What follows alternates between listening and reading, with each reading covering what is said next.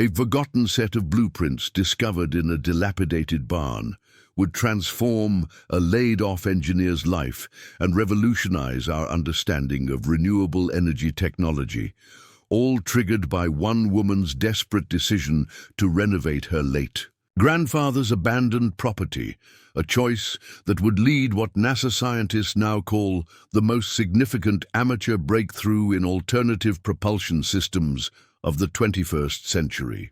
Before we continue, tell us where you're watching from, and if this story resonates with you, make sure you're subscribed, because tomorrow I've saved something even more extraordinary for you. The winter wind cut across the barren fields of Clearwater County, whistling through the gaps in Olivia Merritt's ancient Toyota Corolla as she navigated the final stretch of gravel leading to Pinehaven Farm.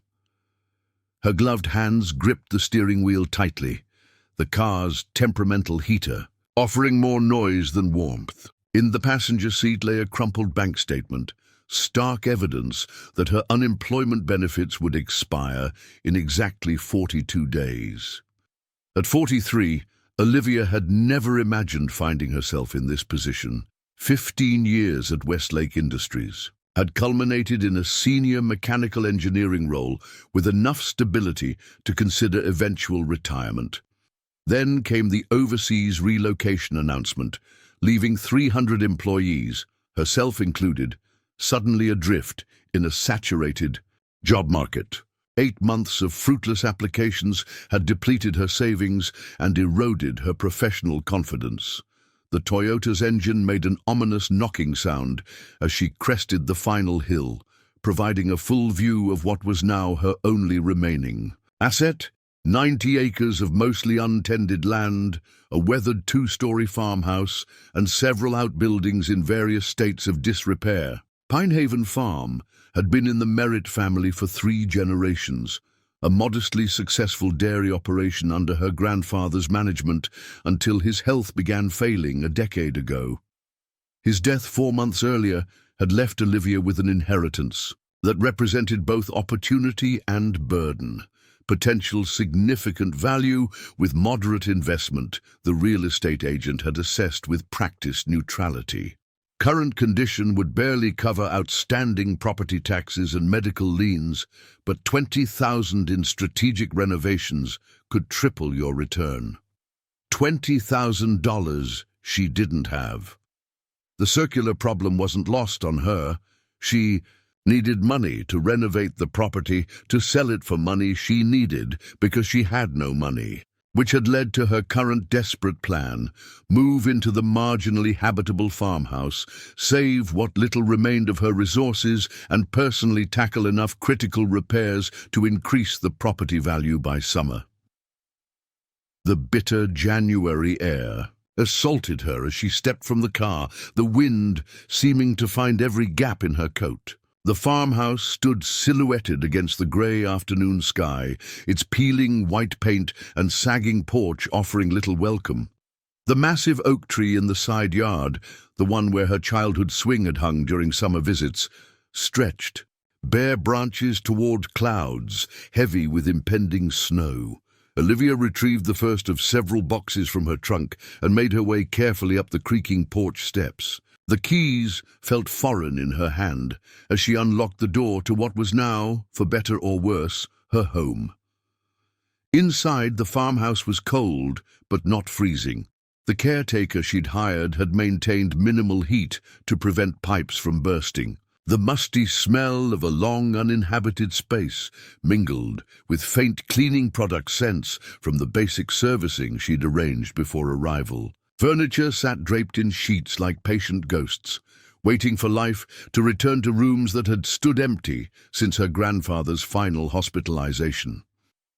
After transferring her immediate necessities from car to house, Olivia focused on establishing basic habitability. The furnace inspection had been completed last week, with the ancient oil-burning system pronounced operational but inefficient. The property's electric bill history showed why her grandfather had increasingly closed off rooms in his final years.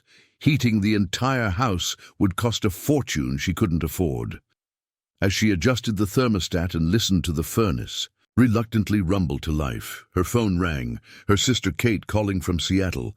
"Did you make it? Is it as bad as you expected?" Kate's voice carried the particular blend of concern and disapproval that had characterized their conversations since Olivia announced her plan. "Just arrived," Olivia confirmed, looking around at the sheet-covered furniture and water stains on the ceiling. "It's going to need work. I still think you should sell it as is and move out here. Brian knows a tech company that's hiring, and you could stay with us until you find your own place." The offer was both genuine and tempting. Kate's life represented everything Olivia's currently wasn't: stable, comfortable, with a supportive husband and established career. But the thought of arriving as the destitute sister in need of rescue, professionally adrift at 43, was more than her pride could bear. "I appreciate that, but I need to at least try this first," Olivia replied. "If I can increase the property value, it could provide enough cushion to restart somewhere with actual job prospects." Kate's sigh carried familiar resignation. "Promise, you'll call if things get worse. No heroic suffering in silence." "Promise," Olivia agreed, though they both recognized the likelihood of her actually making such a call was minimal. Self-sufficiency had been her defining characteristic since childhood, when their parents' divorce had left the sisters with very different coping mechanisms. After ending the call, Olivia continued her assessment of immediate needs. The kitchen. Appliances were outdated but functional. The plumbing produced rusty water initially, but cleared after running for several minutes. The downstairs bathroom required thorough cleaning, but contained no obvious disasters. As daylight faded, Olivia made a simple dinner from supplies she'd brought, eating at the kitchen table while reviewing her renovation priorities list. The house would require attention, but the largest potential value increase would come from addressing the outbuildings. The real estate agent had emphasized that hobby farm properties commanded premium prices if they included usable structures. For workshops, studios, or small business operations, tomorrow would begin with assessing the three main outbuildings: the large barn, the equipment shed, and what her grandfather had always called the workshop. Tonight's priority was establishing a livable sleeping space and unpacking essentials. Later, wrapped in multiple blankets in what had been her grandfather's bedroom, Olivia stared at the ceiling and questioned the wisdom of her plan. The house felt both familiar and foreign, the home of childhood summer visits transformed by time and absence into something less welcoming. The wind rattled loose window panes, and somewhere in the walls, the old pipes occasionally clanged as the heating system cycled. Morning arrived with 6 inches of fresh snow and temperatures that had plummeted overnight. Olivia dressed in layers, grateful for the thermal underwear and heavy work clothes she'd prioritized in her packing. After a quick breakfast and another call to report her safe arrival, this time to her mother in Florida, who questioned her sanity for willingly experiencing winter, she prepared for her first task: assessing the outbuildings. The large barn stood approximately 50 yards from the house, a traditional red structure whose paint had faded to a dusty pink in some areas. The roof appeared generally intact from outside inspection, which represented one positive among many concerns. The massive sliding door protested with a screech of rusted metal tracks as Olivia forced it open enough to enter. Inside, the barn held the expected assortment of abandoned farm implements, outdated equipment her grandfather had never disposed of, random construction materials, and the miscellaneous accumulation of decades of might-be-useful-someday storage. With significant clearing and cleaning, it could indeed become an attractive feature for potential buyers, a space for boats, recreational vehicles, or conversion to an event venue. The equipment shed proved less promising. Extensive water damage from roof leaks had compromised structural elements, and animal intrusions had left unpleasant evidence of multiple species taking shelter inside. This building would likely require demolition rather than renovation, a disappointing discovery that Olivia added to her growing mental list of expenses. By early afternoon, with the temperature dropping further and light snow resuming, Olivia approached the final outbuilding, the workshop. Unlike the traditional farm structures, this building had been a personal project of her grandfather's, constructed in the 1970s according to family stories. The single-story structure featured proper insulation, electricity, and a concrete foundation, investments that spoke to its importance in her grandfather's daily life. The padlock on the workshop door was new, likely placed by the caretaker, to secure the building's contents after her grandfather's death. Olivia fumbled with cold fingers to find the correct key from the set she'd been given, finally locating a small silver key that turned with surprising ease in the well-oiled lock. The door opened to reveal not the expected dusty, abandoned space, but a meticulously organized workshop that appeared to have been actively used until recently. Workbenches lined two walls, their surfaces clean and arranged with obvious care. Tools hung on pegboards in clearly defined arrangements, many looking relatively new. The concrete floor had been painted with grey epoxy, while overhead, fluorescent shop lights waited to illuminate the windowless space. "What on earth?" Olivia murmured, flipping the light switch and finding the electricity fully functional. The caretaker, Mr. Jennings, had mentioned maintaining minimum services to all buildings, but hadn't indicated anything unusual about this space. The workshop revealed an unexpected side of her grandfather she struggled to reconcile with her memories. Edward Merritt had been a dairy farmer his entire adult life, practical, hard-working, but not particularly technical beyond the mechanics required for farm equipment maintenance. This space suggested precision, meticulous organization, and activities, far more complex than tractor repair.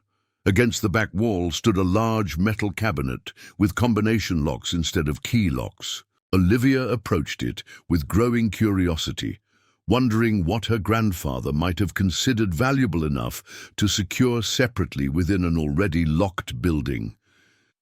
The cabinet's combination lock panel featured worn numbers, suggesting frequent use. Without the combination, opening it presented a challenge. Olivia tried the obvious, her grandfather's birth year, 1944, with no success. His house number, 8734, also failed. After several more unsuccessful attempts with significant family dates, she noticed a small piece of blue tape affixed to the underside of the nearest workbench, partially hidden from casual view. Written in her grandfather's distinctive block lettering was a simple sequence: 11/27/62, November 27th, 1962.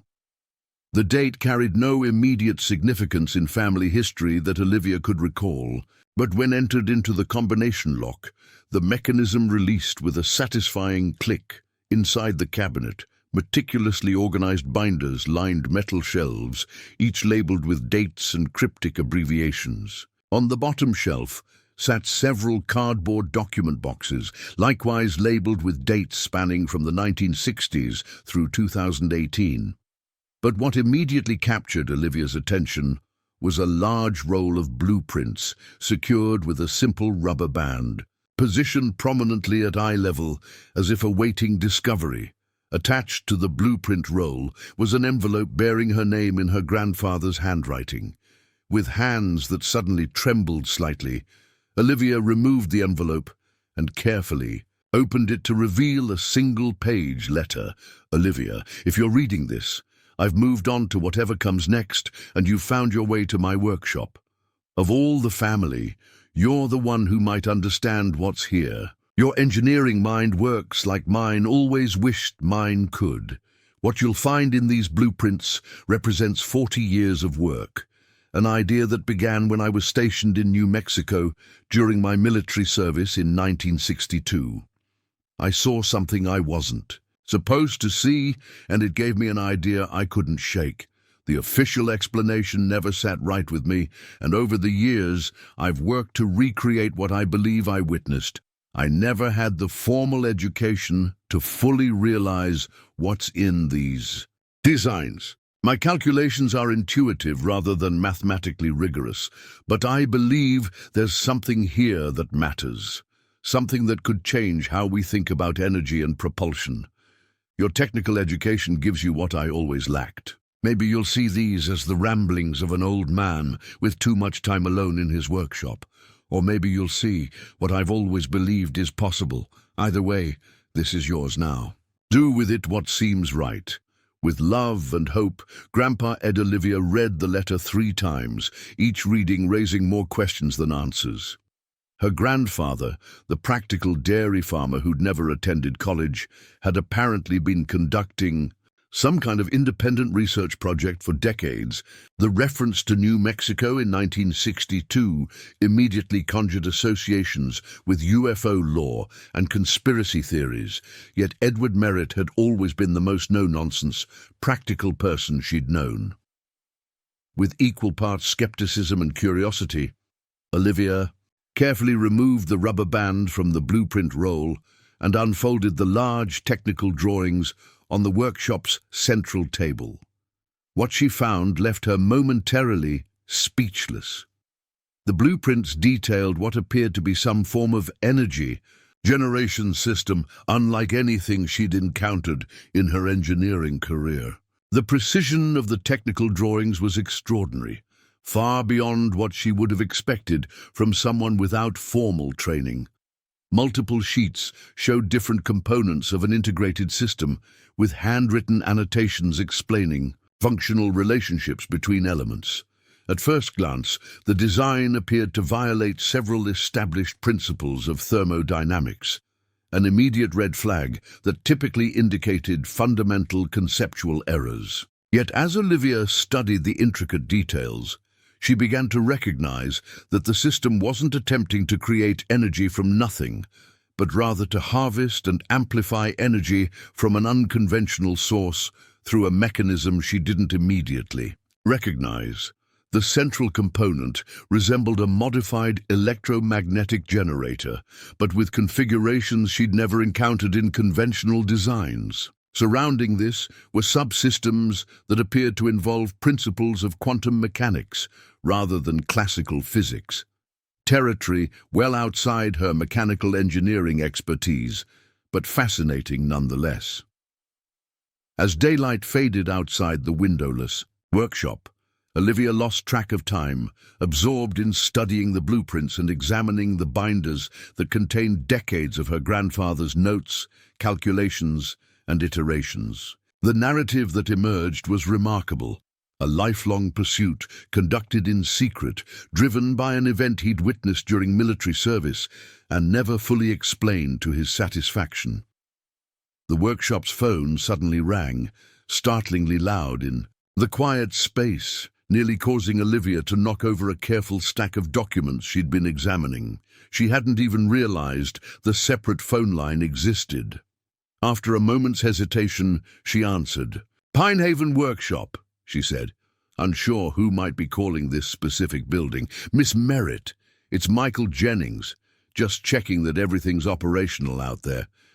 The workshop has separate systems from the main house, and I wanted to ensure the heat's functioning properly with this cold snap." The caretaker's timing seemed almost prescient.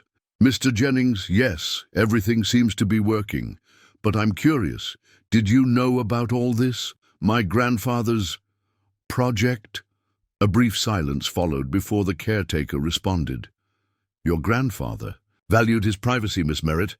I helped maintain the physical systems, but never inquired about his work. He mentioned you'd likely find it interesting, given your professional background. Said you had the education to understand what he was trying to accomplish. Did you ever see what he was working on?"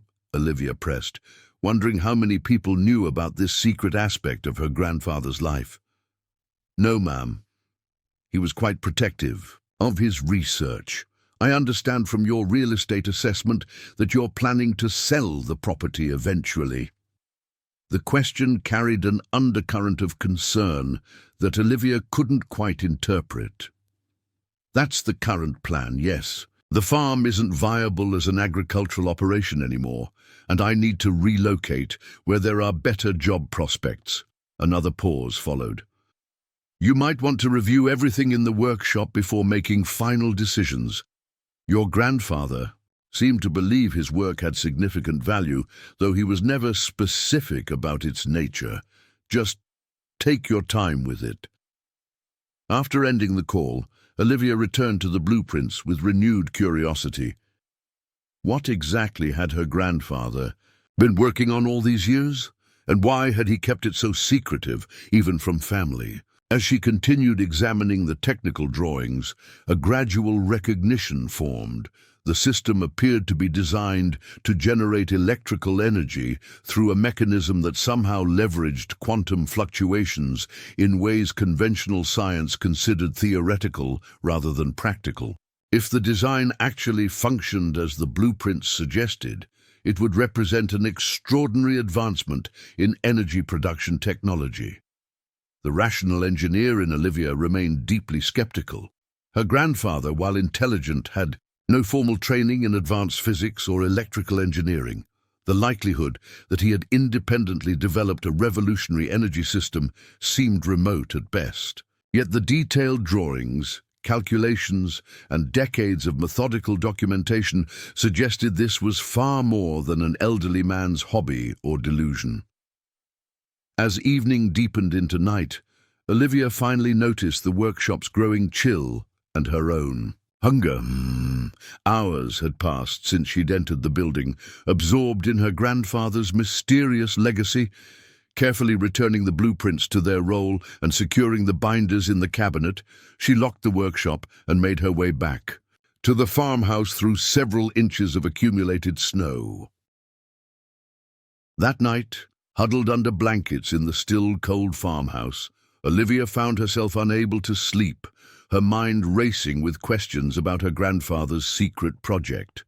The letters referenced to seeing something he wasn't supposed to see in New Mexico echoed with conspiracy theory overtones that contradicted everything she knew about Edward Merritt, a man who had dismissed sensationalist stories with practical skepticism throughout her childhood. Yet the workshop told a different story, one of obsessive dedication to an idea that had apparently consumed decades of his life. The technical sophistication of the blueprints suggested either remarkable self-education or collaboration with individuals whose identities remained mysterious. As she drifted toward uneasy sleep, Olivia found herself faced with an unexpected dilemma. Her practical plan to renovate and sell the property now competed with curiosity about her grandfather's work. What if, against all probability, there was something of genuine value in those designs? What responsibility did she have to at least investigate before potentially allowing her grandfather's life's work to be discarded by new owners who would likely demolish the workshop for more marketable property features? Morning brought clarity, if not answers. After breakfast, Olivia called the real estate agent to delay listing the property, citing needed additional assessment of the outbuilding's renovation requirements.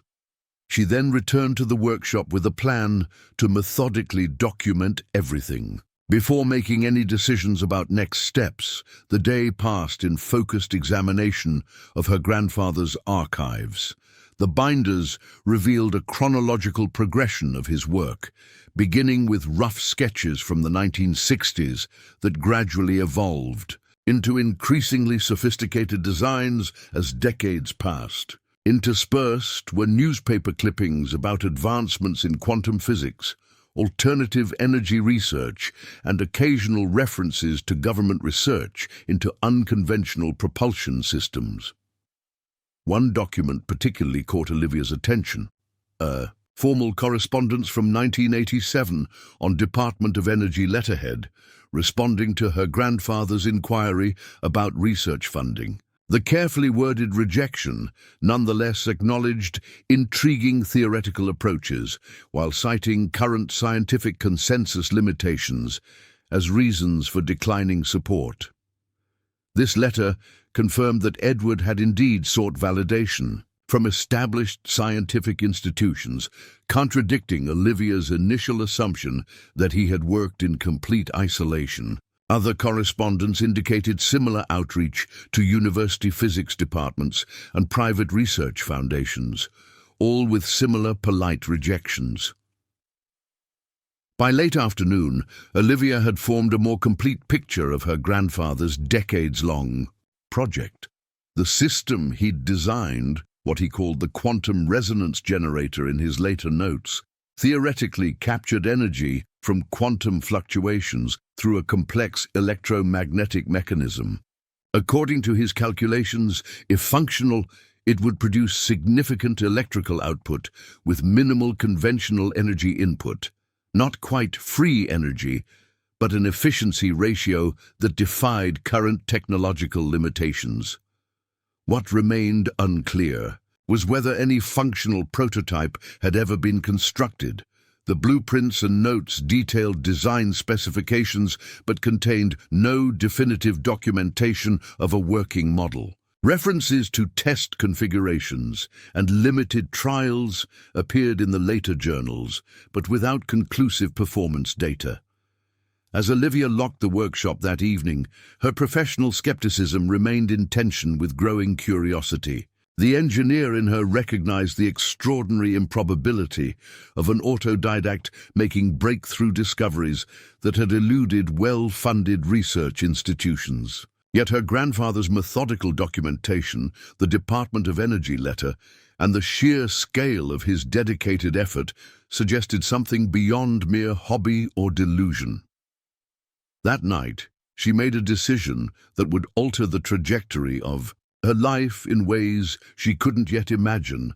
Rather than dismissing her grandfather's work or simply preserving it for historical interest, she would attempt to determine its validity through her own professional assessment.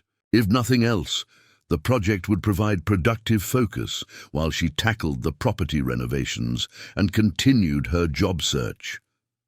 Little did she realize that this decision, to build what the blueprints described, would eventually attract attention far beyond Clearwater County, reaching scientists from institutions her grandfather had once futilely approached with his theoretical concepts. The simple impulse to understand what Edward Merritt had dedicated his life to creating would ultimately transform Olivia's circumstances in ways that would have seemed impossible during that cold winter night in the isolated farmhouse. The hardware store in Millfield, the nearest town to Pinehaven Farm, was a far cry from the well-stocked engineering supply companies Olivia had relied on throughout her career.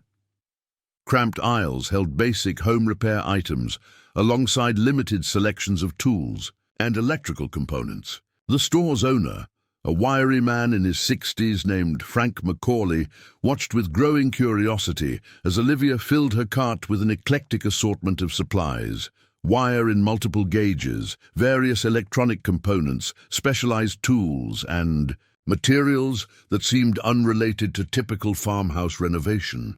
"Quite the project you've got going," he observed as he began ringing up her purchases. "Don't get many requests for copper sheeting and high-gauge magnet wire around here." Olivia smiled non-committally. 2 weeks had passed since her discovery of the blueprints, during which she divided her time between essential house repairs and methodical inventory of her grandfather's workshop.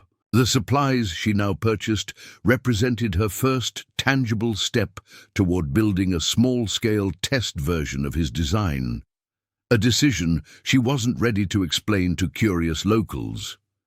"Just working on some repairs and improvements," she replied, vaguely. "The farm had a lot of specialized equipment that needs attention," Frank nodded without pressing further. "Your grandfather was a regular here for decades, always buying interesting parts, especially after he retired from active farming. Never explained much about his projects either." This casual confirmation of her grandfather's secretive purchasing patterns aligned with the narrative emerging from his journals. Edward Merritt had apparently sourced components from multiple towns in a deliberate attempt to avoid drawing attention to his work.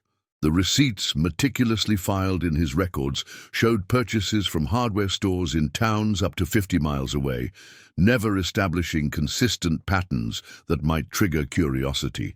"Did he ever mention what he was working on?"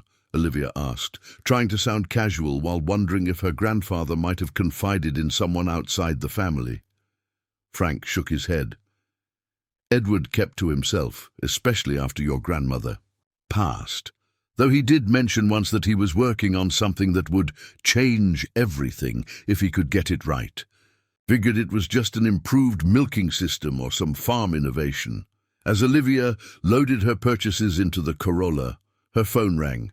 Kate calling for their semi-weekly check-in, the frequency a compromise between her sister's desire for daily updates and Olivia's preference for independence. "How's the renovation going?" Kate asked after preliminary greetings. "Have you listed with the real estate agent yet?" Olivia hesitated, unsure how to explain her evolving relationship with the property and her grandfather's work. "The renovation is progressing," she answered carefully, "but I've decided to delay listing until I've had time to properly assess some of Grandpa's belongings. There's more here than I initially realized." "What kind of belongings? Anything valuable?" Kate's interest was genuine, as the granddaughters had already divided the minimal family heirlooms months earlier, with Kate taking the silver and Olivia the modest collection of books. "Not valuable in the conventional sense," Olivia replied, still reluctant to share the full story without better understanding what she'd found. "Just some projects he was working on that I'd like to review properly before making decisions." Kate's concern was evident even through the phone connection. "You're not getting lost in nostalgia, are you? I know that place was special when we were kids, but you can't afford to get emotionally attached to a property that's draining your resources."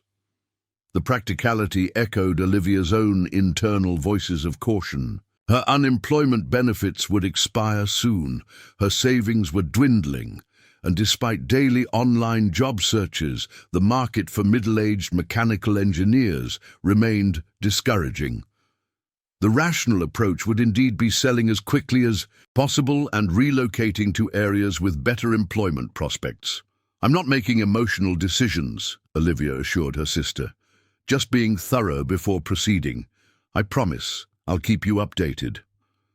After ending the call, Olivia drove back to Pinehaven with a growing sense of purpose. The purchase of actual components represented commitment beyond mere curiosity.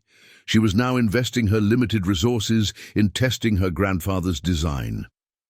The practical engineer in her still doubted the system could function as described, but the methodical approach to investigation was familiar professional territory, regardless of outcome.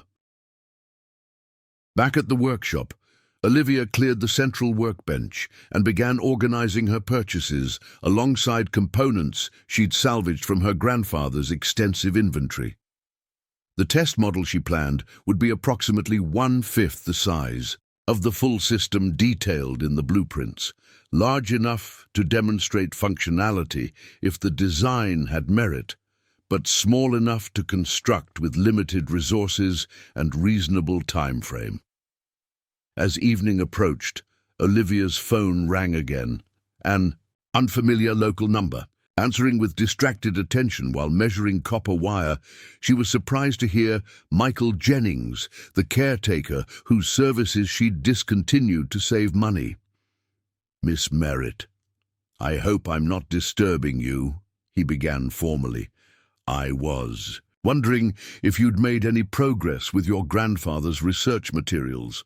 He was very specific about wanting you to have access to everything." The question seemed oddly presumptuous from someone who had previously claimed minimal knowledge of Edward's work.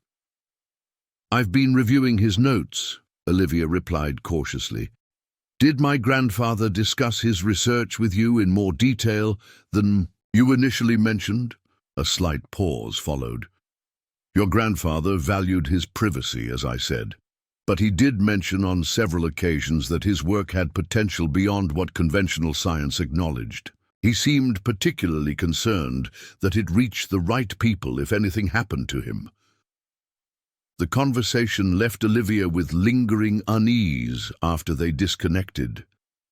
Jennings' interest seemed to exceed appropriate curiosity, especially given his previous claims of minimal knowledge. His suggestion that Edward had specifically mentioned ensuring the research reached the right people contradicted his earlier portrayal of professional distance from her grandfather's work. Setting aside these concerns, Olivia returned to her preparatory work, creating detailed material lists and construction sequences based on her grandfather's designs. The central component, what Edward called the resonance core, would require the most precise construction, with specialized winding patterns and materials arranged in configurations that seemed to defy conventional electromagnetic design principles. Over the next 3 weeks, Olivia established a new daily routine. Mornings were dedicated to necessary property maintenance and house repairs, fixing leaking faucets, patching roof sections, addressing the most critical issues to prevent further deterioration. Afternoons and evenings were consumed by the workshop project, with careful construction of components for the test model proceeding methodically despite occasional setbacks when specific materials proved difficult to source. Throughout this period, Olivia maintained regular but limited contact with Kate, offering reassurances about progress while avoiding specific details about the project consuming most of her time and resources. Their conversations increasingly revealed divergent perspectives, Kate's concern about practical financial realities versus Olivia's growing investment in understanding her grandfather's work. The test model gradually took shape on the workshop's central table. The resonance core now sat at the center of a complex arrangement of copper coils, specialized ceramic components, and a control system Olivia had modified from her grandfather's design to incorporate modern electronic elements. The original blueprints had specified vacuum tube technology for certain control functions, reflecting the era when Edward began his work, which Olivia had updated with equivalent solid-state components. One evening, as she carefully wound the final layer of copper wire around the core assembly, following the precise pattern detailed in the blueprints, Olivia heard the distinctive sound of tires on gravel outside the workshop. The unexpected visitor triggered immediate concern. The workshop was set back from the main driveway, requiring deliberate navigation across the property to reach it. Through the workshop's single window, she observed an unfamiliar black sedan, parked outside. As she watched, 2 men emerged, both wearing dark business attire that seemed conspicuously formal for the rural setting. They approached the workshop door with purposeful strides, suggesting specific intention rather than casual visitation. Olivia quickly covered the partially completed device with a tarp before the firm knock sounded. Opening the door partway, she confronted the visitors with cautious inquiry. "Can I help you?" The older of the 2 men smiled with practiced cordiality. "Ms. Olivia Merritt? I'm Dr. Alexander Reeves, and this is my colleague, Mr. Carter. We're with the Advanced Energy Research Initiative. We were hoping to speak with you regarding your grandfather, Edward Merritt." The organization name meant nothing to Olivia, and their unexpected appearance triggered immediate suspicion. "How did you know I was here? And what interest does your organization have in my grandfather?" Dr. Reeves maintained his professional composure. "We've had a long-standing interest in your grandfather's theoretical work. When we learned of his passing and your subsequent inheritance of the property, it seemed appropriate to make contact." He extracted a business card that indeed identified him as a senior researcher with the Advanced Energy Research Initiative. though the card lacked specific address information beyond a Washington, D.C. post office box. "My grandfather has been deceased for several months," Olivia noted. "That seems like a delayed response for a long-standing interest. And you haven't explained how you knew to find me in the workshop rather than the house." The younger man, Carter, spoke for the first time. "Ms. Merritt, we understand your caution. The AERI monitors developments in alternative energy research, including promising theoretical approaches that may have been prematurely dismissed by conventional scientific institutions. Your grandfather's correspondence with various organizations over the decades created a record of his work that warranted continued monitoring." The explanation did little to alleviate Olivia's concerns. The mention of monitoring suggested surveillance beyond normal academic interest, while their appearance specifically at the workshop rather than the main house indicated current information about her activities. "I'm in the middle of a project and not prepared for visitors," she stated firmly. "If you'd like to discuss my grandfather's work, I'd prefer to arrange a proper meeting with more context about your organization and specific interest." Dr. Reeves nodded with apparent understanding. "Of course, we don't wish to intrude unexpectedly." He removed a slim folder from his briefcase and extended it toward her. "Perhaps you could review this information about our organization and our interest in your grandfather's theoretical approach to quantum energy harvesting. We believe his work may have been significantly ahead of its time." Olivia accepted the folder without commitment. "I'll review it and contact you if I have questions." As the men returned to their vehicle, Olivia noted that Carter scanned the exterior of the workshop with careful attention, his gaze lingering on the building's dimensions and features. The observation triggered further unease about their actual purpose and information sources. Once they departed, Olivia immediately called Michael Jennings, suspicion now focused on the caretaker as a potential information source. "Mr. Jennings, did you by any chance tell anyone I was working in my grandfather's workshop, specifically a group called the Advanced Energy Research Initiative?" His hesitation before responding confirmed her suspicion. "They contacted me last week," he admitted. "Said they were colleagues of your grandfather's who needed to follow up on important research. I assumed they were legitimate given the details they knew about his work." "What exactly did you tell them?" Olivia pressed, concern mounting about how much they knew about her current activities. "Just that you'd taken an interest in your grandfather's research and spent considerable time in the workshop. They seemed pleased to hear that, said it was important that his work continue."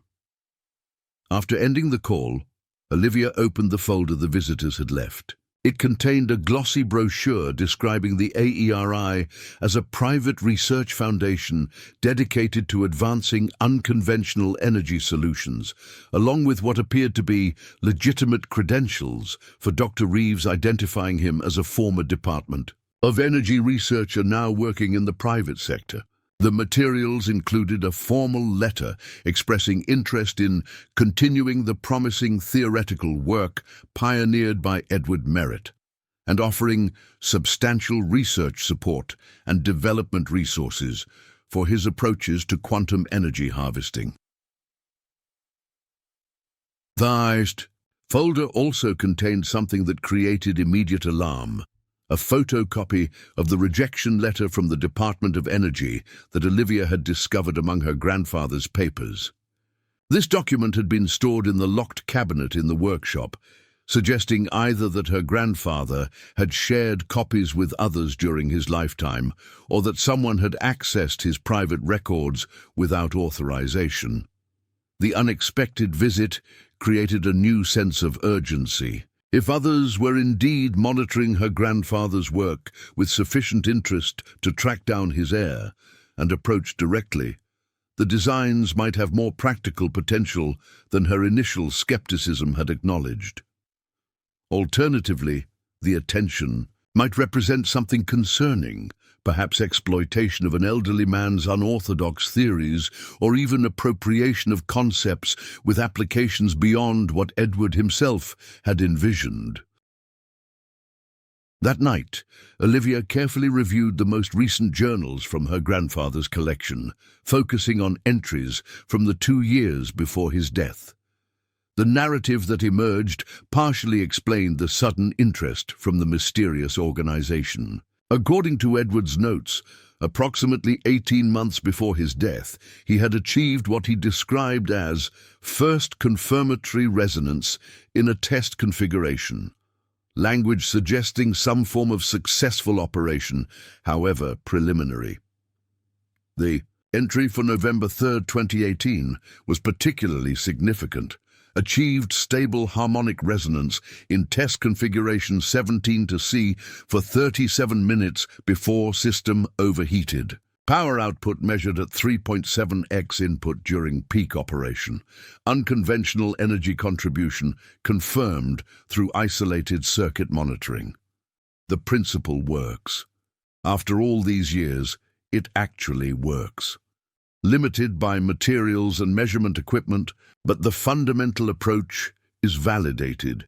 Need to document everything properly in case I can't complete the full-scale implementation myself. This journal entry represented the first concrete evidence that Edward had progressed beyond theoretical, design to functional prototype testing, and with apparently promising results. The claimed output-to-input ratio of 3.7 would indeed represent a revolutionary advance in energy generation, if legitimate. Conventional systems operated at ratios significantly below 1.0 due to unavoidable efficiency losses, with even the most advanced technologies struggling to approach 2.9. The timing aligned with what Michael Jennings had described as Edward becoming increasingly protective of his work in his final year, suggesting success had made him more concerned about intellectual property protection rather than less. It also explained the visitor's sudden interest following his death. If Edward had achieved functioning results, those monitoring his work might fear the technology would be lost or discarded by unknowing heirs. Olivia spent most of the night reviewing the technical descriptions of test configuration 17C, comparing them to both her partially constructed test model and the full design detailed in the blueprints. Her grandfather's approach had been methodical, starting with small proof-of-concept tests before proceeding to increasingly sophisticated implementations. The full system in the blueprints represented the culmination of this progressive development, incorporating refinements from each previous test series. Morning found her still at the workshop table, surrounded by journals and technical drawings, having reached a crucial decision point. The unexpected visit had transformed her project from academic curiosity to something with potentially significant implications. If her grandfather had indeed developed a functioning technology with the performance characteristics he claimed, the value extended far beyond personal interest or property considerations. After a few hours of sleep and strong coffee, Olivia called the real estate agent to further postpone any property listing indefinitely, citing complex estate matters requiring resolution. She then established a systematic plan to complete her test model with increased security precautions, including installation of additional locks on the workshop and a basic security camera system ordered online for property monitoring. Over the next 2 weeks, Olivia worked with renewed focus and urgency. The test model neared completion as she followed her grandfather's designs with meticulous attention to detail, incorporating his specific material selections and dimensional requirements, even when they contradicted her conventional engineering training. The control system she had modernized now interfaced with measurement equipment salvaged from her grandfather's supplies, supplemented by specialized testing instruments she'd ordered from online suppliers. The visitors did not return, but Olivia. occasionally noticed unfamiliar vehicles passing slowly on the county road bordering the property, suggesting possible surveillance. She had not contacted the AERI as their materials invited, preferring to complete her own assessment before engaging with organizations whose motives remained unclear. The day the test model reached completion coincided with the first significant electrical storm of the spring season. As Olivia made final connections to the control system, thunder rumbled in the distance, creating an atmospheric backdrop that felt appropriately dramatic for the culmination of her grandfather's life's work. The completed device bore little resemblance to conventional energy generation systems. The central resonance core, approximately the size of a basketball, featured complex, overlapping fields of copper windings surrounding a ceramic composite structure Edward had formulated himself. Surrounding this were concentric rings of specialized materials arranged in precise geometric patterns, all connected to a control system that would manage input power and measure any outputs generated. Olivia had established a careful testing protocol based on her professional experience. The initial test would use minimal input power, just enough to activate the resonance core according to her grandfather's specifications. Comprehensive monitoring would record all system parameters, allowing detailed analysis regardless of outcome. Most importantly, safety precautions included multiple emergency cutoff mechanisms and power isolation systems to prevent equipment damage or personal injury if the device behaved unexpectedly. As the storm approached, bringing premature darkness to the late afternoon, Olivia completed final system checks. Her grandfather's journals suggested that atmospheric electrical activity might actually enhance the system's function, another unconventional aspect that contradicted standard engineering practice, which typically avoided testing sensitive equipment during electrical storms. With methodical precision, Olivia activated the control system, bringing the device to standby mode. The initial diagnostic readings showed all subsystems functioning as designed, with power consumption matching predicted values. According to the test protocol, the next step would gradually increase input power until reaching the threshold her grandfather had specified for resonance activation. As she initiated this sequence, the storm arrived in full force, rain hammering against the workshop roof, while lightning flashed with increasing frequency. The coincidental timing created a cinematic quality to the moment that wasn't lost on Olivia, despite her scientific focus. The monitoring equipment showed power input, steadily increasing as the control system executed its programmed sequence. At approximately 40% of specified activation threshold, the first unexpected readings appeared. The resonance core temperature began rising more rapidly than predicted models suggested, while power consumption fluctuated in patterns that didn't match simulation parameters. Olivia paused the sequence, comparing readings with her grandfather's notes. The behavior paralleled what he had described in early test configurations, requiring adjustment to the control harmonics, a concept she still didn't fully understand but had implemented according to his specifications. After making these adjustments, she resumed the power increase sequence. At 72% of specified activation threshold, the resonance core emitted a barely audible hum that gradually increased in both volume and pitch. The sound wasn't mechanical vibration, as might be expected in conventional electromagnetic systems, but rather a pure tonal quality that seemed to emanate from the core material itself. This phenomenon matched exactly what Edward had described as the harmonic signature approaching resonance threshold in his test documentation. The monitoring equipment now showed unexpected energy patterns appearing in the measurement circuits. According to conventional understanding, these readings should be impossible, indicating energy appearing in isolated circuits without direct power input. Yet there they were, small but unmistakable power signatures emerging in monitoring systems that had been at zero moments before. As the activation sequence approached 90% of threshold, a particularly violent lightning strike hit somewhere near the property, causing the workshop lights to flicker momentarily. The power stabilized immediately, thanks to the workshop's dedicated backup systems, but something fundamental had changed in the test device. The resonance core's hum suddenly shifted to a higher frequency, and the monitoring systems displayed rapidly evolving energy patterns that didn't align with any programmed sequence. The core itself began emitting a faint bluish glow, visible even in the workshop's bright lighting, another phenomenon Edward had documented in his successful tests.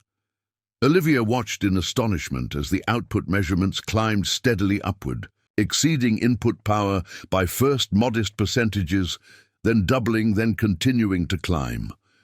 Within minutes, the system was producing nearly 3 times the energy being supplied to it, an efficiency ratio that violated conventional understanding of thermodynamic principles. Yet the measurements remained consistent across multiple independent monitoring systems, suggesting this wasn't simply instrumentation error.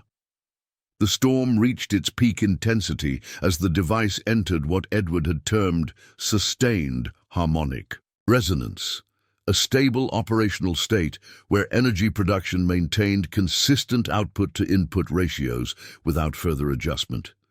According to his notes, this state represented successful activation of the quantum resonance mechanism at the heart of his theoretical approach.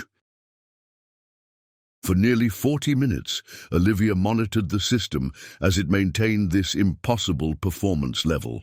The output energy was clean, stable electrical power that she had directed into a simple resistance load for measurement purposes. The device showed no signs of the overheating Edward had documented in his tests, suggesting her modernized cooling approach had successfully addressed that limitation. As the storm began to subside, another unexpected phenomenon occurred. The system's performance gradually decreased in direct correlation with the diminishing atmospheric electrical activity, suggesting a relationship her grandfather had hypothesized but been unable to definitively confirm. When the storm passed entirely, the device returned to more modest output levels, still exceeding input power by approximately 2.1 times, but well below the peak 3.8 ratio achieved during maximum storm intensity. Olivia carefully documented every aspect of the test, recording comprehensive data sets from all monitoring systems while photographing the device in operation. The evidence was irrefutable from an empirical perspective. The system generated substantially more energy than was supplied to it, maintaining this output for extended duration without apparent violation of physical conservation laws.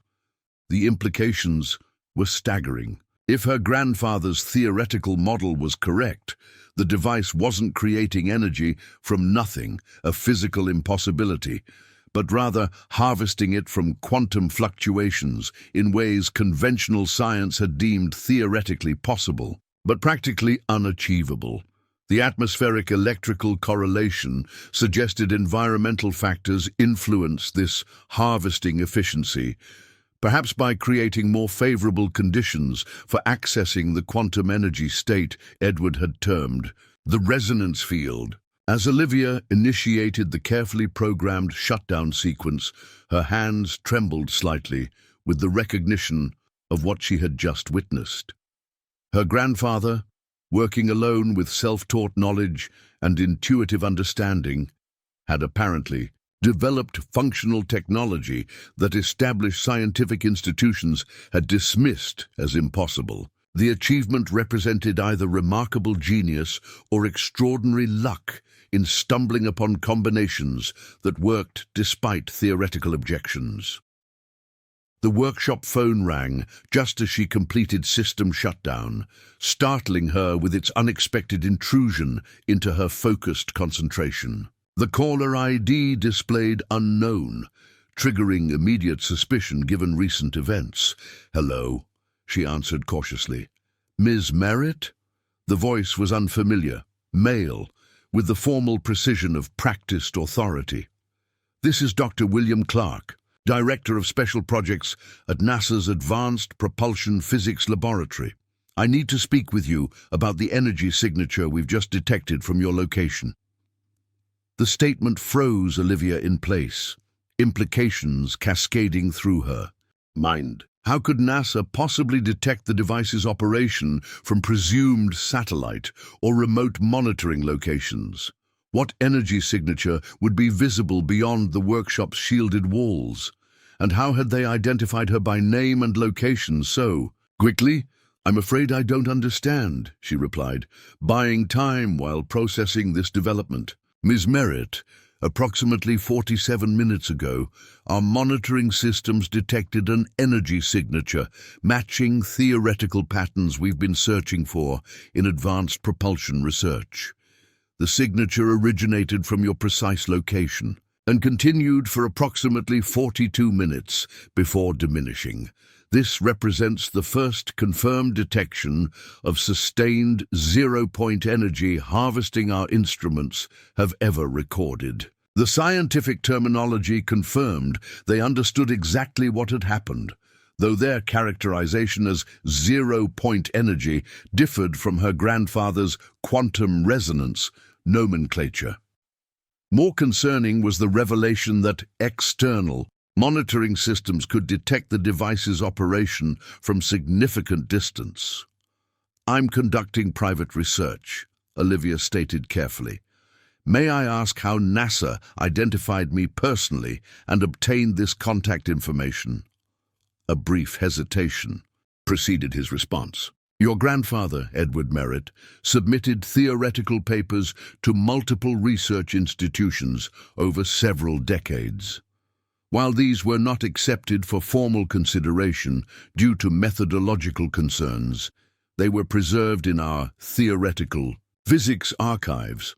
When we detected signature patterns matching his proposed energy harvesting mechanism from his documented residence location, establishing your identity as current property owner required minimal investigation. The explanation was plausible, but suggested institutional awareness of her grandfather's work beyond what his records had indicated.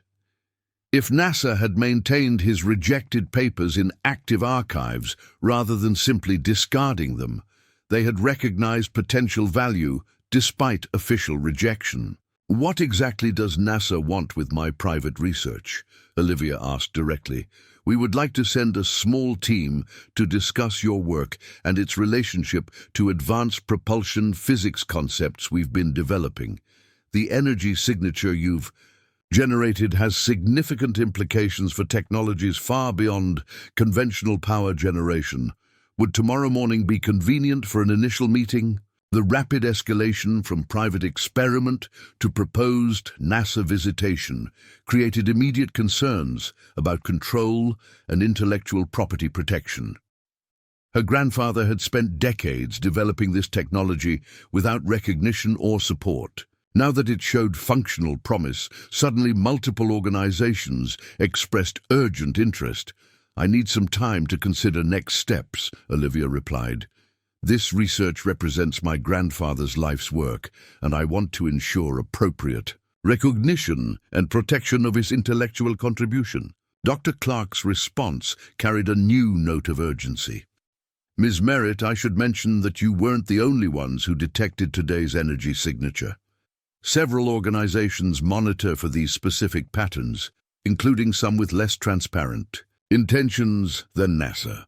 I strongly recommend we meet tomorrow to discuss both the scientific implications and security considerations surrounding this technology." The warning created new concerns beyond intellectual property questions. If multiple organizations indeed monitored for the specific energy signature her test had generated, activation of the device may have triggered attention from entities beyond the scientific community, potentially including military, intelligence, or corporate interests with motivations unrelated to academic advancement. "I'll meet with you tomorrow at 10 a.m." Olivia agreed, recognizing the need for more information before making further decisions. "But I expect complete transparency regarding NASA's interest and comprehensive discussion of intellectual property protections before any technical details are shared."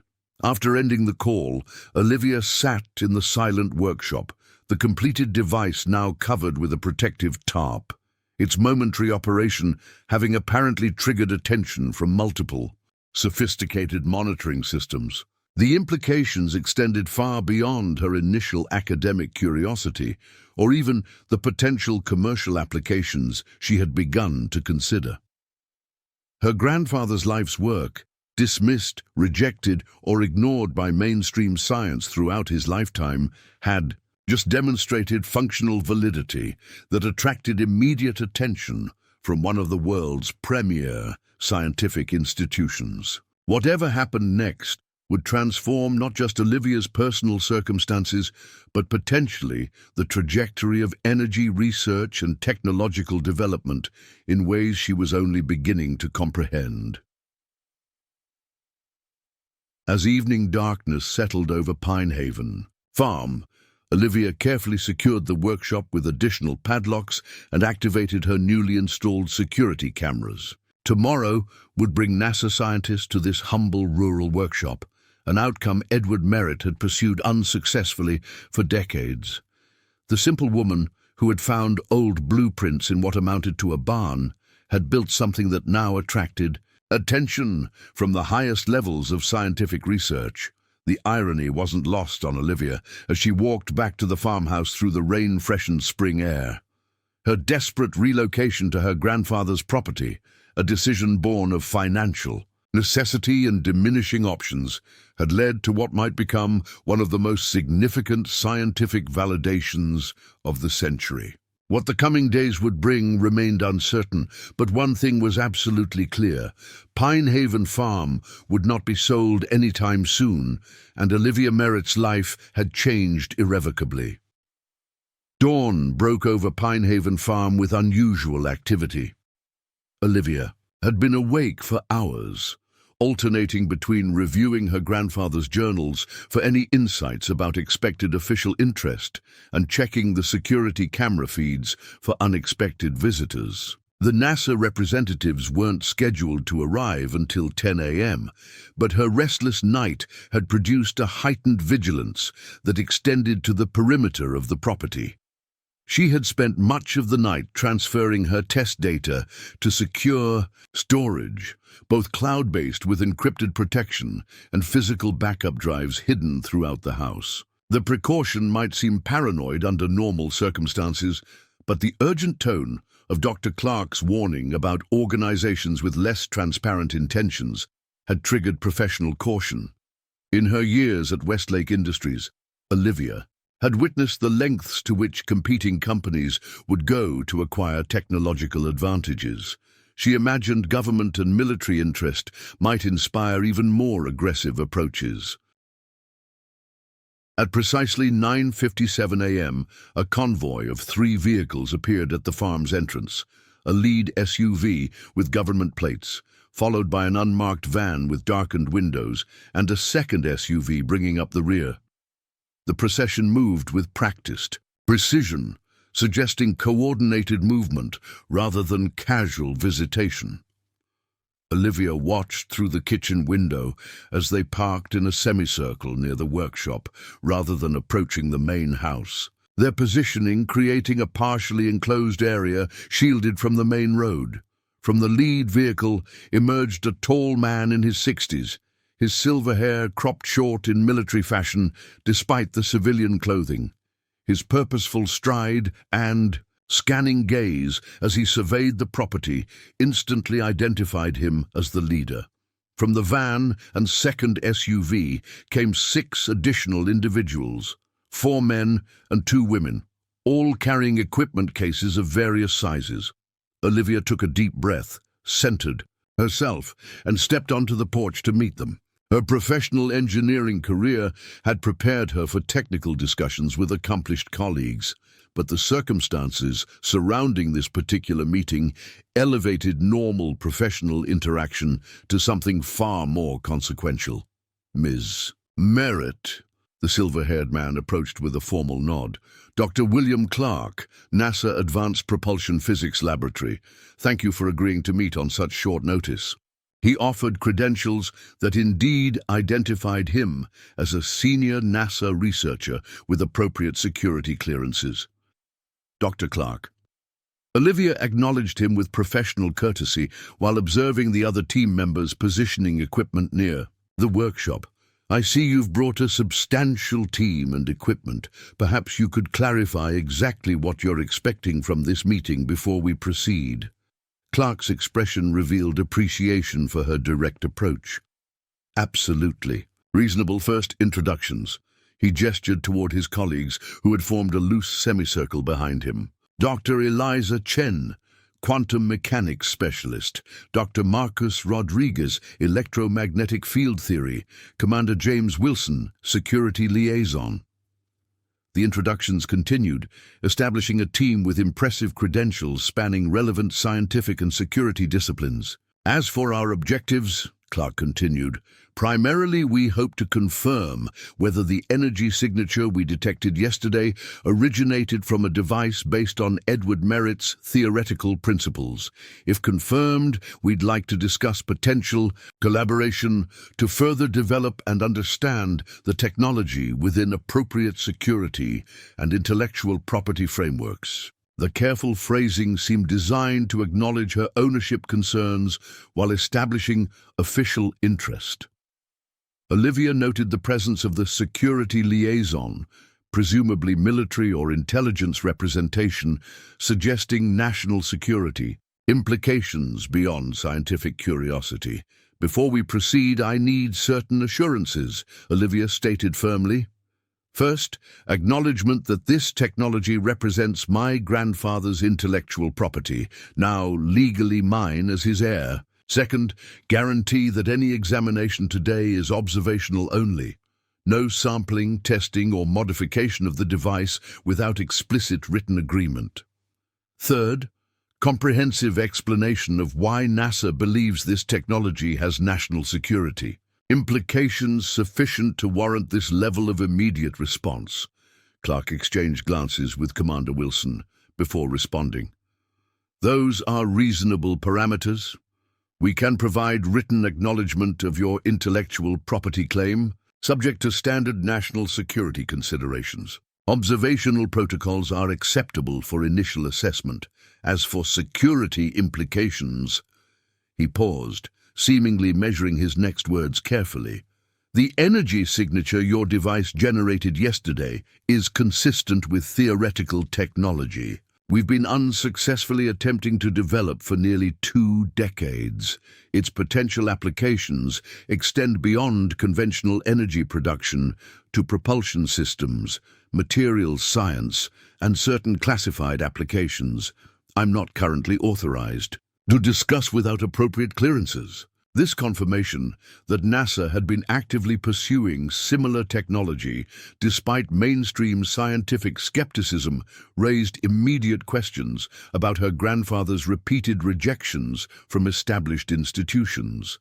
If advanced research divisions had recognized the potential validity of his approach, why had he encountered such consistent dismissal? My grandfather submitted his theoretical work to multiple scientific institutions, including NASA, over several decades, Olivia noted. All responses were rejection letters, citing theoretical impossibility or violation of established physical principles. Yet you're now saying NASA has been actively researching similar technology. Commander Wilson stepped forward, his posture suggesting practiced authority in managing sensitive discussions. Ms. Merritt, certain research directions exist in compartmentalized programs with extremely limited access. Standard scientific review committees evaluating your grandfather's submissions would have no knowledge of classified research in parallel domains. The rejection letters likely reflected genuine scientific consensus at unclassified levels rather than deliberate misrepresentation. The explanation was both plausible and concerning, suggesting stratified research environments where conventional, scientific consensus might operate in complete isolation from advanced classified programs exploring the same theoretical territory. Such compartmentalization could explain the seemingly contradictory responses to her grandfather's work. After considering her options, Olivia made a calculated decision. We'll proceed with observational examination of the device. You'll provide written acknowledgement of intellectual property rights before any technical discussions begin, and I'll require a comprehensive security briefing regarding potential implications before considering any formal collaboration. Clark nodded agreement. Perfectly reasonable terms. Our legal representative has prepared preliminary non-disclosure and intellectual property acknowledgement documents incorporating standard protections. Commander Wilson is authorized to provide security briefing at appropriate clearance levels once initial technical confirmation is established. For the next 30 minutes, Olivia carefully reviewed legal documents while the NASA team remained outside the workshop.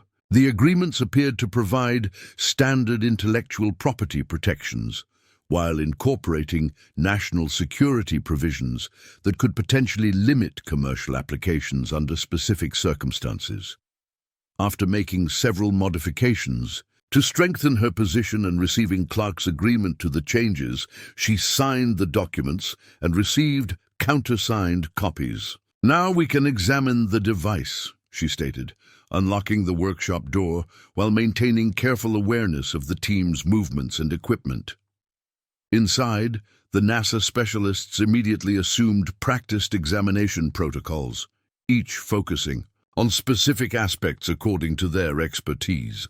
Dr. Chen moved directly to the resonance core, her expression revealing professional excitement despite her attempt at clinical detachment.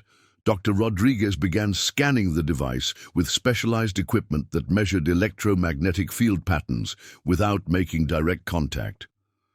"May I ask what power input was used during your test?" Clark inquired, observing the device without touching any components. "Standard 120-volt supply through a controlled variance transformer," Olivia explained. "Maximum draw registered at 1.7 kilowatts during peak operation, with output measuring. Just over 6.4 kilowatts at maximum efficiency." The output figure triggered visible reactions from several team members, though they maintained professional composure. Dr. Rodriguez looked up from his scanning equipment with undisguised amazement. Output-to-input ratio exceeding 3.7 is consistent with our theoretical models for zero-point energy extraction, but we've never achieved sustained output above 1.2 in laboratory conditions, even with significantly more sophisticated equipment. This confirmation that her grandfather's design had outperformed NASA's own research efforts created a moment of quiet pride for Olivia. Edward Merritt, working alone without formal advanced education or institutional resources, had apparently surpassed the accomplishments of elite scientific teams with virtually unlimited funding and support.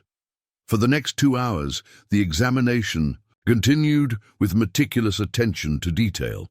The NASA team documented every aspect of the device using specialized imaging equipment, field measurement instruments, and detailed notes. Throughout this process, Olivia maintained careful oversight, ensuring no components were removed or altered while providing basic operational explanations as requested.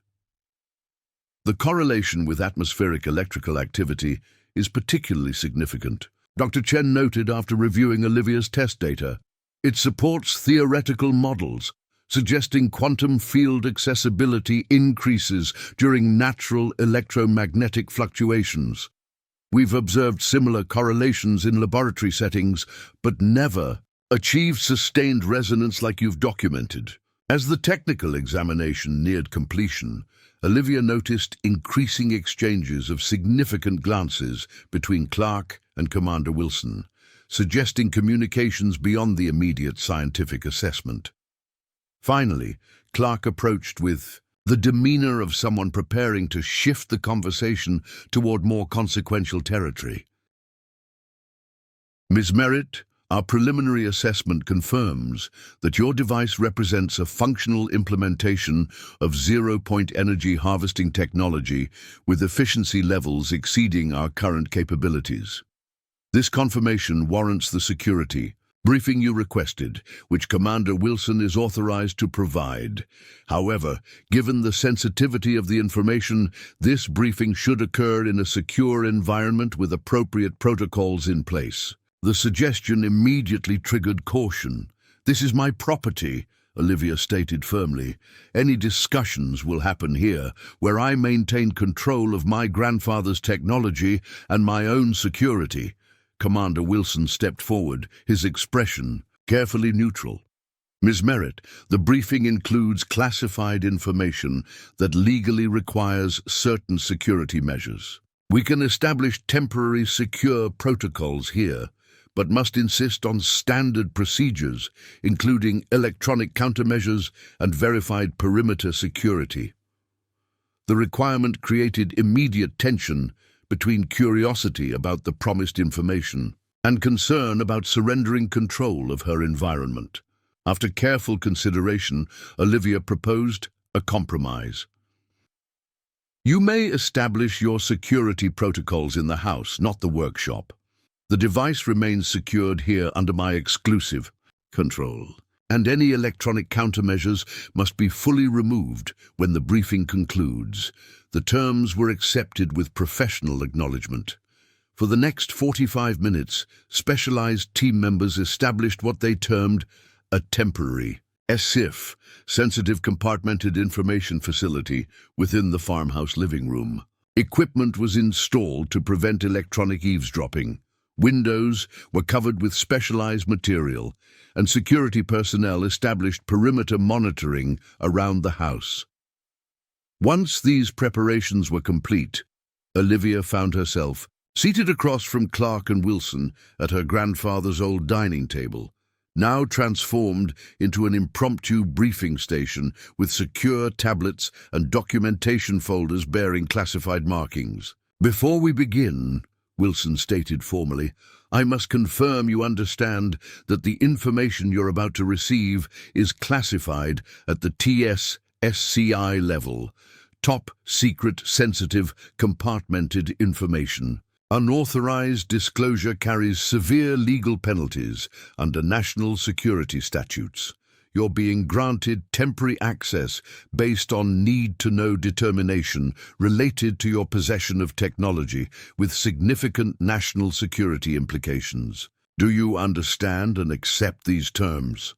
The formal security declaration elevated the conversation beyond anything Olivia had anticipated when discovering her grandfather's blueprints. "I understand," she confirmed, both curious and increasingly concerned about what could warrant such extraordinary security measures. Clark activated one of the secure tablets, bringing up images that immediately commanded Olivia's full attention. The screen displayed what appeared to be her grandfather's original drawings from the 1960s, side by side, with remarkably similar sketches labeled Project Quantum Dawn, 1958, bearing official classification markings. "Ms. Merritt, in 1947, an incident occurred near Roswell, New Mexico, that entered public awareness primarily through conspiracy theories and sensationalized accounts. The official explanation involving weather balloons and later Project Mogul was partially accurate but deliberately incomplete." Clark's tone carried the careful precision of someone navigating extremely sensitive territory. "Certain materials recovered during that incident demonstrated energy properties that defied conventional scientific understanding. These properties suggested potential access to energy states beyond what mainstream physics acknowledged as possible." Wilson continued the narrative with practiced briefing cadence.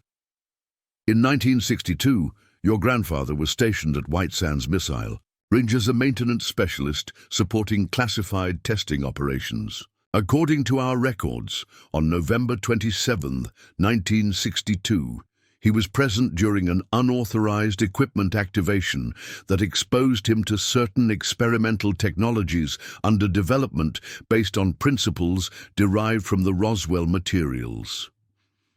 The date, immediately registered with Olivia, matching exactly the combination she'd found on the workshop cabinet.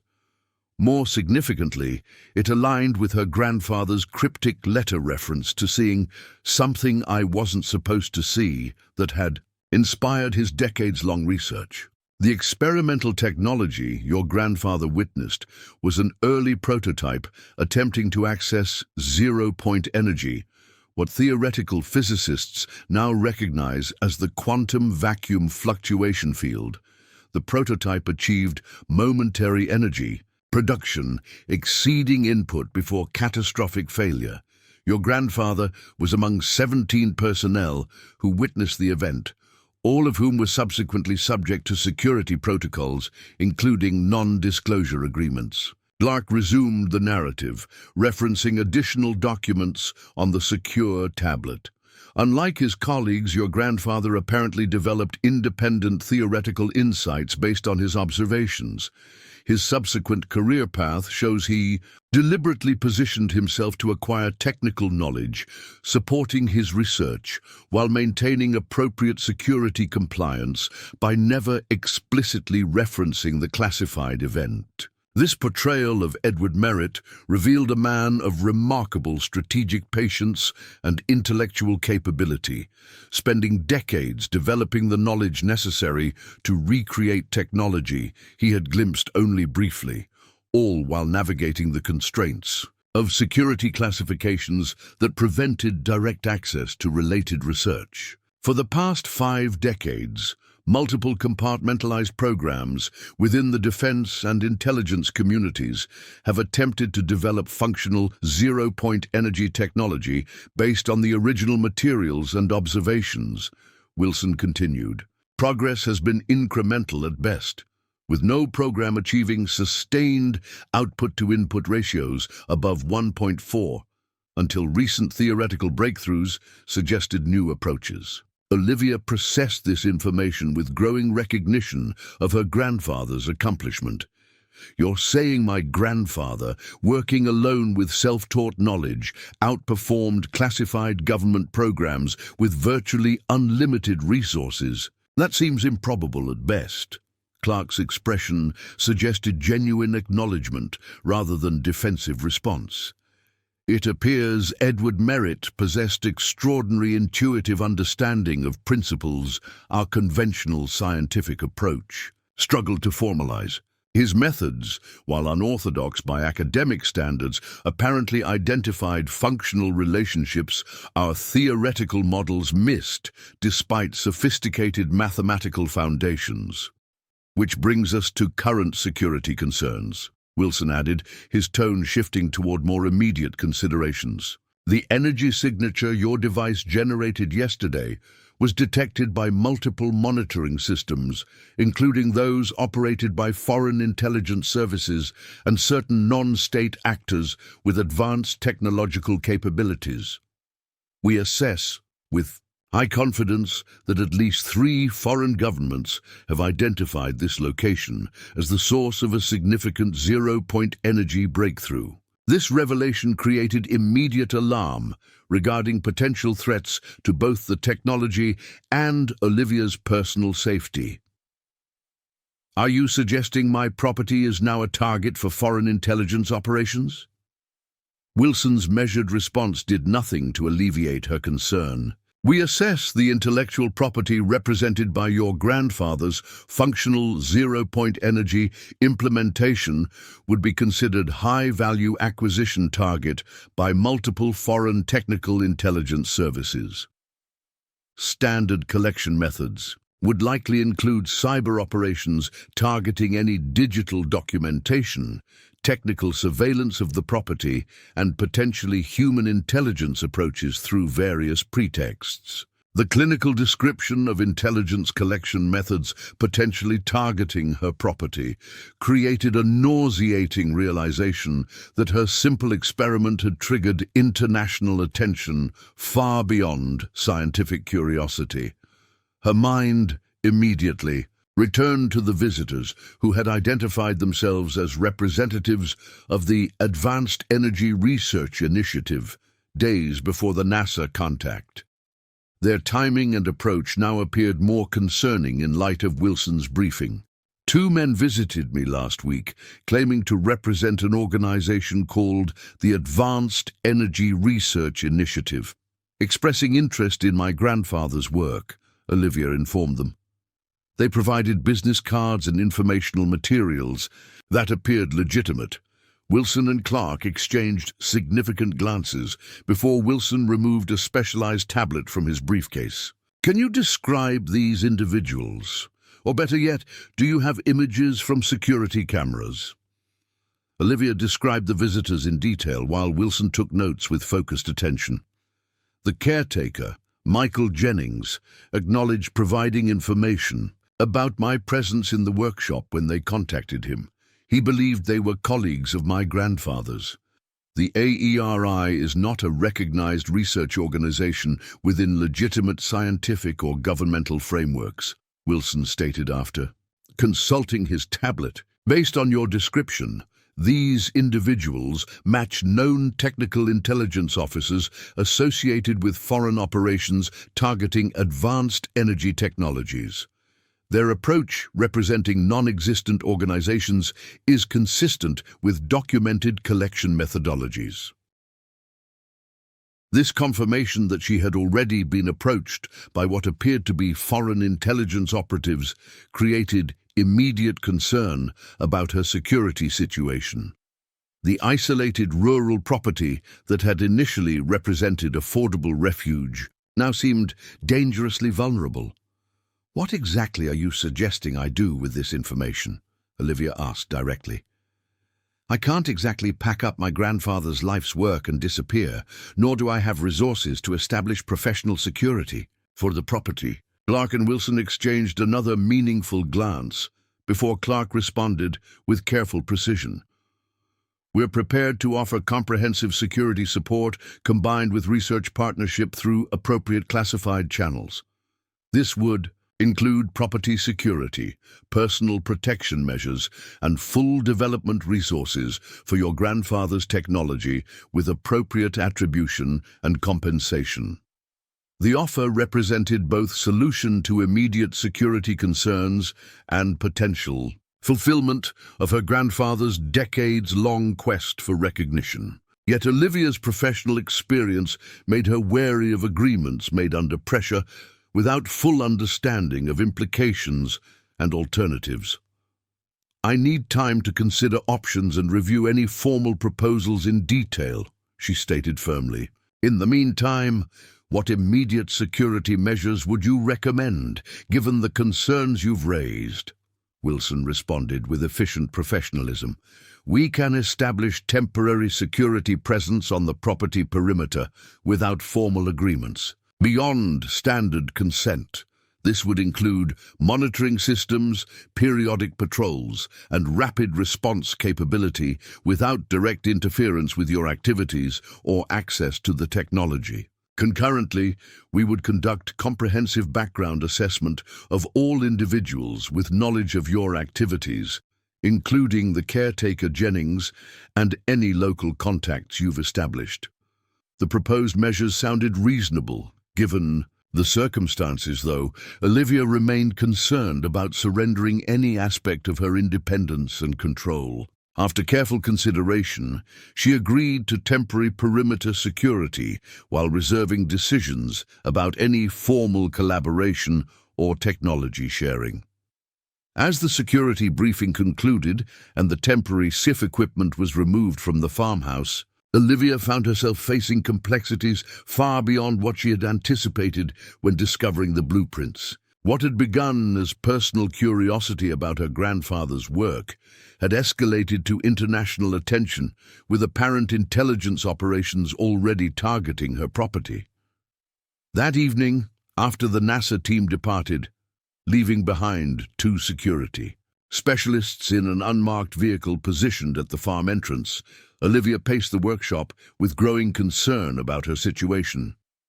The device remained covered on the central table, its momentary activation having apparently triggered global attention from organizations with resources and motivations she was only beginning to comprehend. Her phone rang shortly after midnight. Kate, calling from Seattle at an unusual hour that immediately triggered concern. "Olivia, are you okay?" Her sister's voice carried unmistakable worry. "I just had the strangest conversation with someone claiming to be conducting a security clearance investigation regarding your work with NASA. They asked detailed questions about your background, our family, and particularly Grandpa's activities during his military service." This revelation that security investigations had already expanded to her family created fresh concern about the rapidly evolving situation. "Kate, I'm sorry you were contacted without warning. I've been consulting with some researchers about Grandpa's work, which has led to unexpected developments I'm still processing. Are you in some kind of trouble?" Kate's protective instincts were evident despite their geographical separation. "Brian and I can fly out tomorrow if you need support." These questions sounded extremely official, almost like government interrogation, rather than casual inquiry. Olivia carefully balanced reassurance against the security constraints she now operated within. "I'm not in trouble, just navigating unexpected interest in Grandpa's research from various organizations. There are security aspects I can't discuss in detail right now, but please know I'm being careful and have appropriate support." After ending the call with promises to provide more information when possible, Olivia returned to reviewing her grandfather's journals with fresh perspective, informed by the security briefing. Edward's entries from 1962 forward now revealed subtle indicators of his strategic approach, gradually acquiring knowledge while maintaining careful separation from classified information he had been exposed to during his military service. Journal entry from 1973 particularly resonated, given her current circumstances, received another rejection today, 3rd this year. The theoretical foundations they claim I've misunderstood actually miss the fundamental principles entirely. Conventional approaches keep trying to force quantum behaviors into classical frameworks, measuring what they expect rather than what actually exists. Perhaps this is blessing in disguise. If they recognized what's actually possible, I wouldn't be left to develop this independently.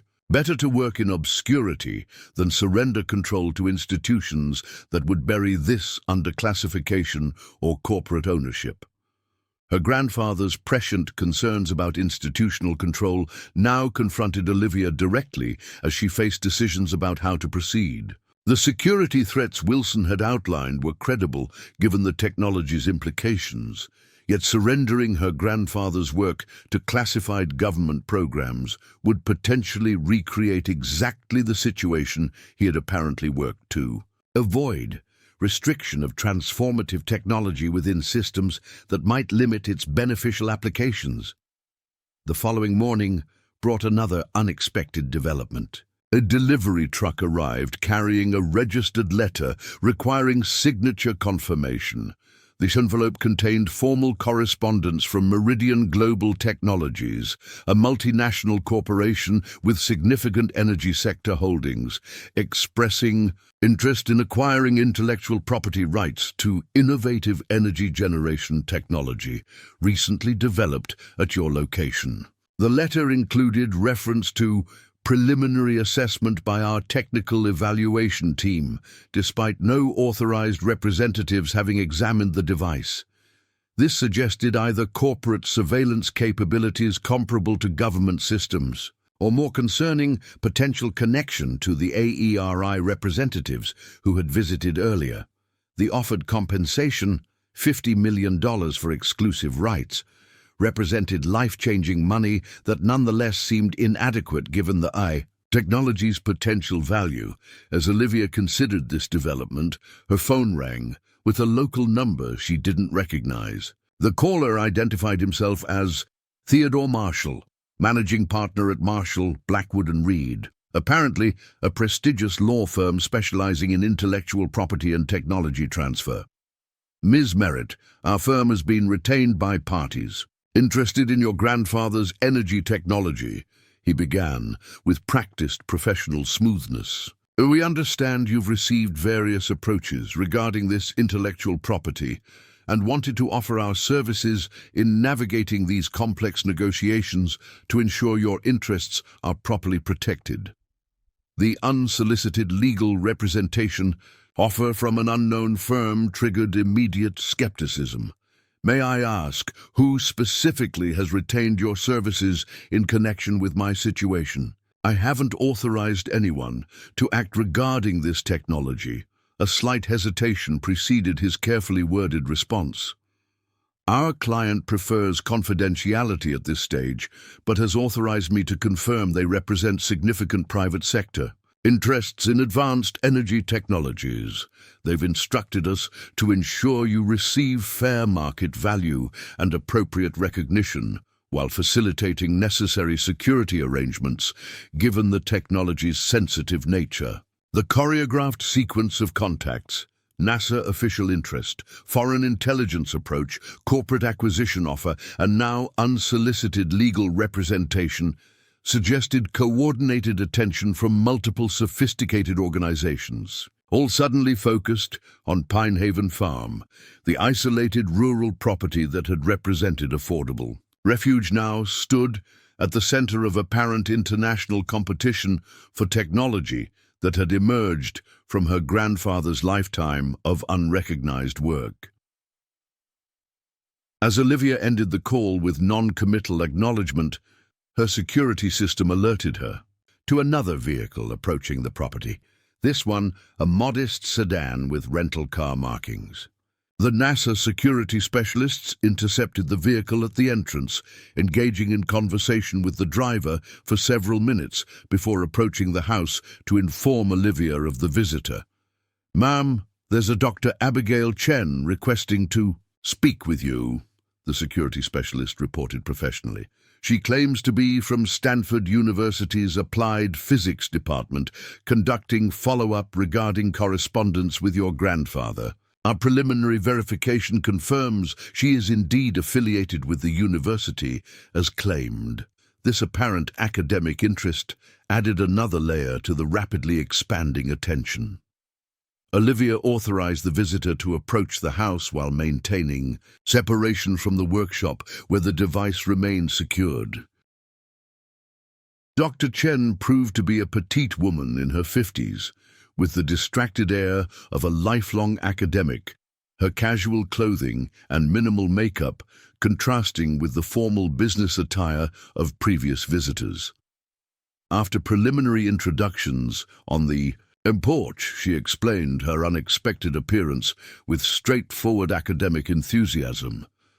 "Ms. Merritt, your grandfather corresponded with my department over several decades regarding his theoretical work on quantum vacuum energy extraction. While our standard evaluation protocols resulted in formal rejection letters, several of us maintained personal interest in his unconventional approach. When energy signature patterns matching his theoretical models appeared in recent atmospheric monitoring data, I connected this with your inheritance of his property and took the liberty of visiting to discuss potential academic collaboration." The explanation seemed plausibly academic rather than intelligence-related, though Olivia maintained cautious skepticism given recent events. "How exactly did you connect atmospheric energy signatures with my specific location? That seems beyond standard university research capabilities." Dr. Chen's slight embarrassment appeared genuine rather than practiced. "Several of us with interest in theoretical zero-point energy extraction maintain informal research network, including colleagues at various institutions with specialized detection equipment. when signature patterns aligned with your grandfather's theoretical models appeared in shared monitoring data, geographical correlation with his known residence was obvious connection. This suggested yet another layer of monitoring beyond what Clark and Wilson had described, informal academic networks tracking theoretical energy signatures outside official channels. The multiplying interest from diverse organizations created mounting pressure regarding decisions about how to proceed with technology that apparently transcended conventional scientific and security frameworks. Dr. Chen, I appreciate your interest. In my grandfather's work, Olivia responded carefully. However, the situation has developed significant complexity regarding intellectual property, security considerations, and potential applications that I'm still navigating. I'm not in position to discuss technical details or possible collaboration at this time. The academic's disappointment was evident but professional. I understand completely. May I at least leave my direct contact information for when you're ready for academic consultation?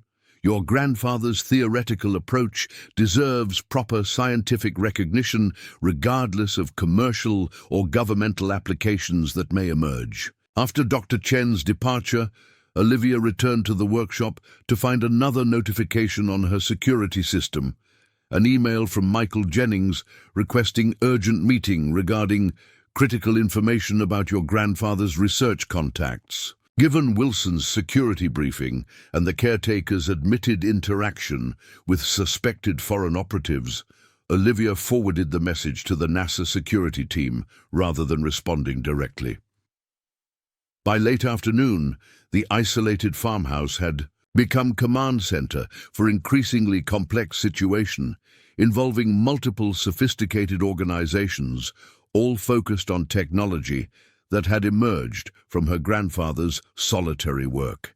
The modest property that had initially represented financial necessity now stood at center of converging interests from government, corporate, academic, and intelligence domains. That evening, as Olivia reviewed her grandfather's journal seeking insight about how he would have navigated the situation, she discovered an entry from his final year that seemed almost prescient regarding her current circumstances. If someone finds this work after I'm gone, they'll face choices I've managed to avoid through obscurity. The technology works. I've proven that with limited resources and intuitive approach, conventional science dismissed.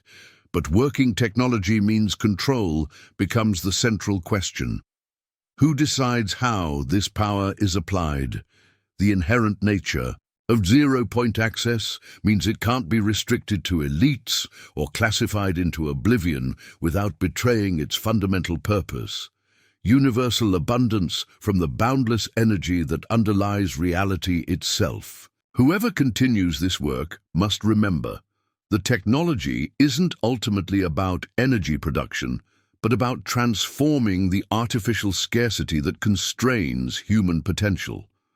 The philosophical framework underlying her grandfather's lifelong work created new perspective on the decisions Olivia now faced. Beyond technical achievement or potential financial reward, Edward Merritt had apparently viewed his research as pathway to transformational change in humanity's relationship with energy resources, a perspective that transcended conventional considerations of intellectual property or national security interests.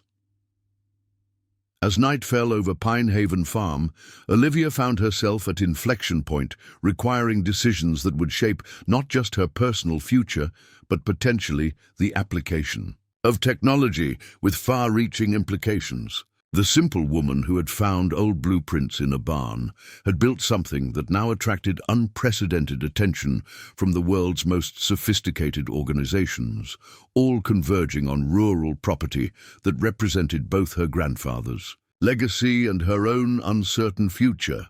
The security team outside monitored for physical threats, but the more significant dangers involved decisions about control, access, and application of technology that had emerged from one man's lifetime of unrecognized insight. Whatever path Olivia chose would determine whether her grandfather's work fulfilled his vision of transformative potential or became constrained within the institutional frameworks he had deliberately avoided throughout his remarkable solitary journey. The dawn of her fourth day since activating the device brought no clarity to Olivia's increasingly complex situation. Sleep had come in fitful bursts, her mind racing with possible scenarios ranging from optimistic visions of her grandfather's work, transforming global energy systems, to dystopian fears of the technology being weaponized or suppressed. The security team stationed at her property entrance had been joined overnight by additional personnel, establishing a more comprehensive perimeter, their presence both reassuring and concerning. Olivia sat at her grandfather's worn kitchen table, coffee cooling, beside her laptop as she reviewed the multiple offers and approaches that had materialized with dizzying speed. The NASA proposal had arrived by secure courier that morning, a comprehensive package outlining potential collaboration frameworks, security provisions, and financial considerations. The Meridian Global Technologies offer had been supplemented by detailed projections of commercial applications and potential market values. 3 additional corporations had made contact through various channels, each emphasizing different aspects of the technology's potential while proposing acquisition or partnership structures.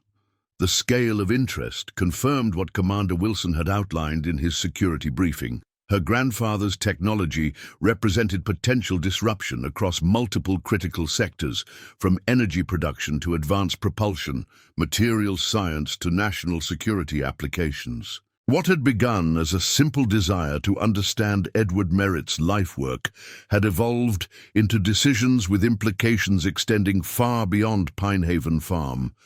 A notification from her security system alerted her to another approaching vehicle, this on a modest government sedan rather than the imposing SUVs favored by previous visitors. The NASA security team verified the credentials of a single passenger before allowing approach to the house. Moments later, a knock at the door introduced a surprising visitor, Senator Eleanor Hammond, ranking member of the Senate Committee on Energy and Natural Resources. "Ms. Merritt," the senator began after brief introductions, her manner more direct than political, "I apologize for arriving unannounced, but circumstances suggested discretion rather than formal appointment. May we speak privately?" Olivia's wariness had increased with each new development, but the senator's unexpected appearance created particular concern. "With respect, Senator, I'm receiving numerous approaches regarding technology that legally belongs to my grandfather's estate. I'd prefer clear context before engaging in additional private discussions."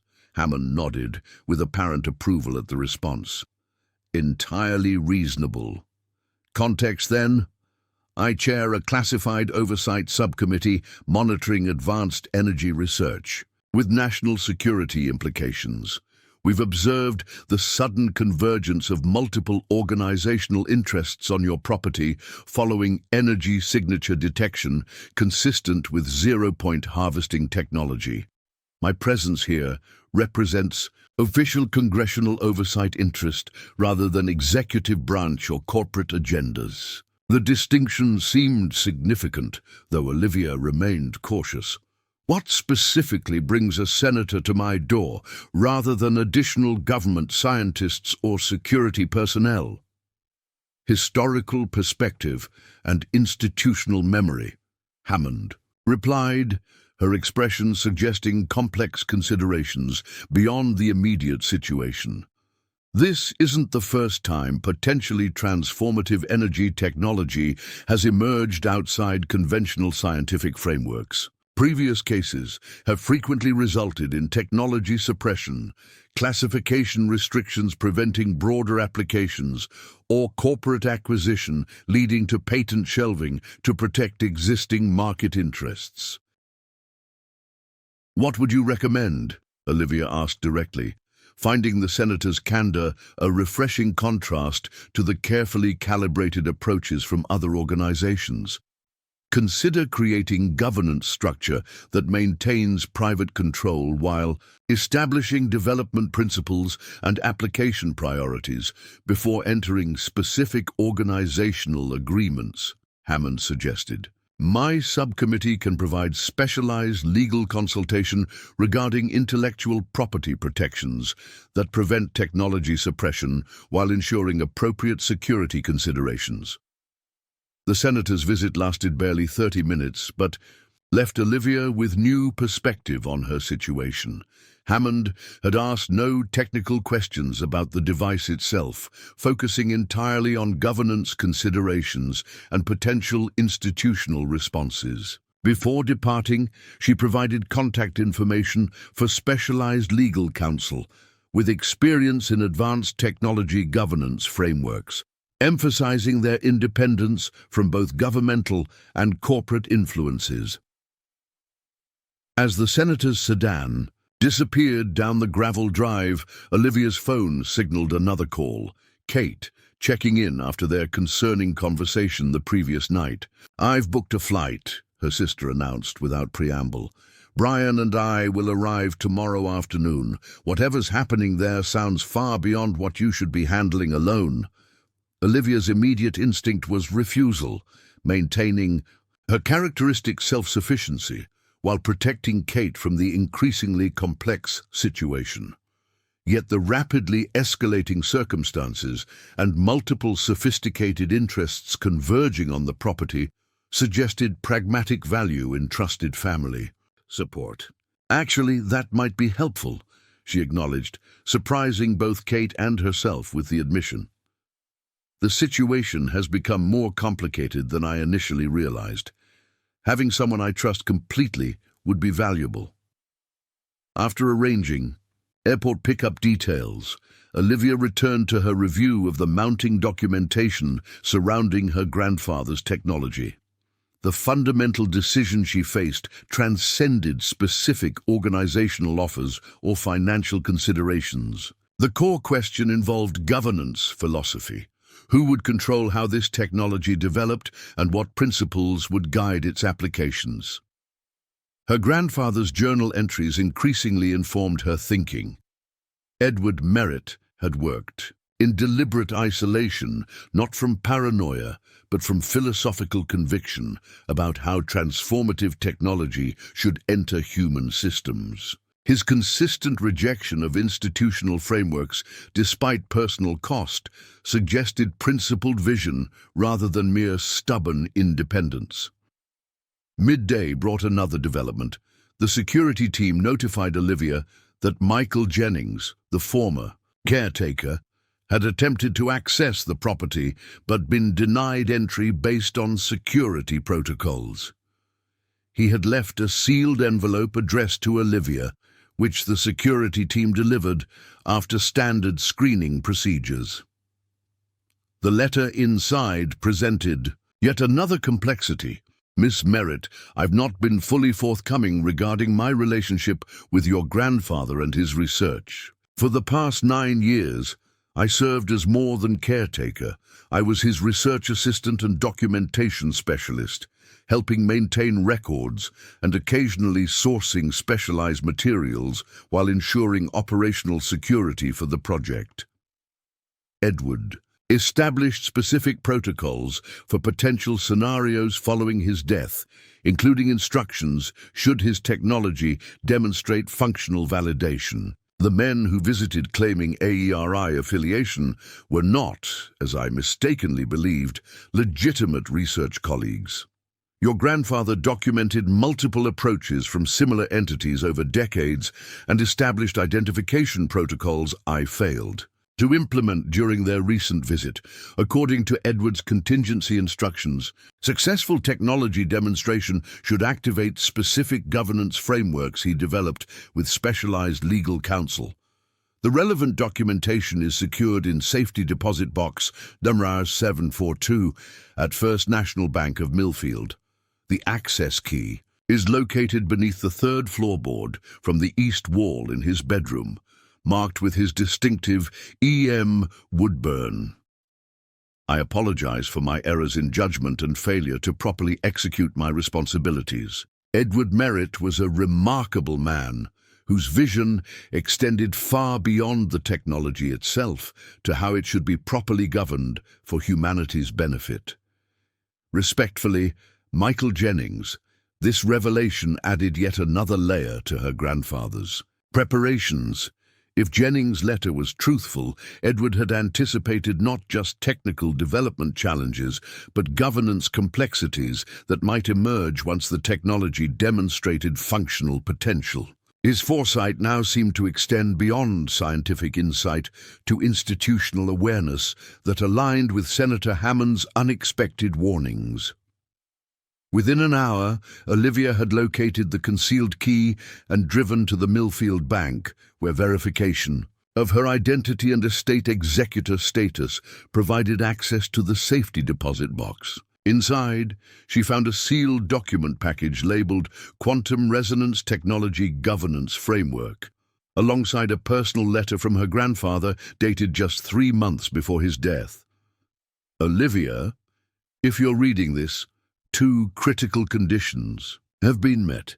You've discovered my research and successfully demonstrated functional technology validation. The enclosed governance framework represents decades of consideration regarding how transformative technology should enter human systems to maximize beneficial applications while minimizing potential harms or suppression. The technical achievement, while significant, ultimately matters less than the governance principles guiding its development and application. History demonstrates that potentially transformative technologies frequently become captured by institutional interests that restrict applications to those serving existing power structures rather than broader human benefit.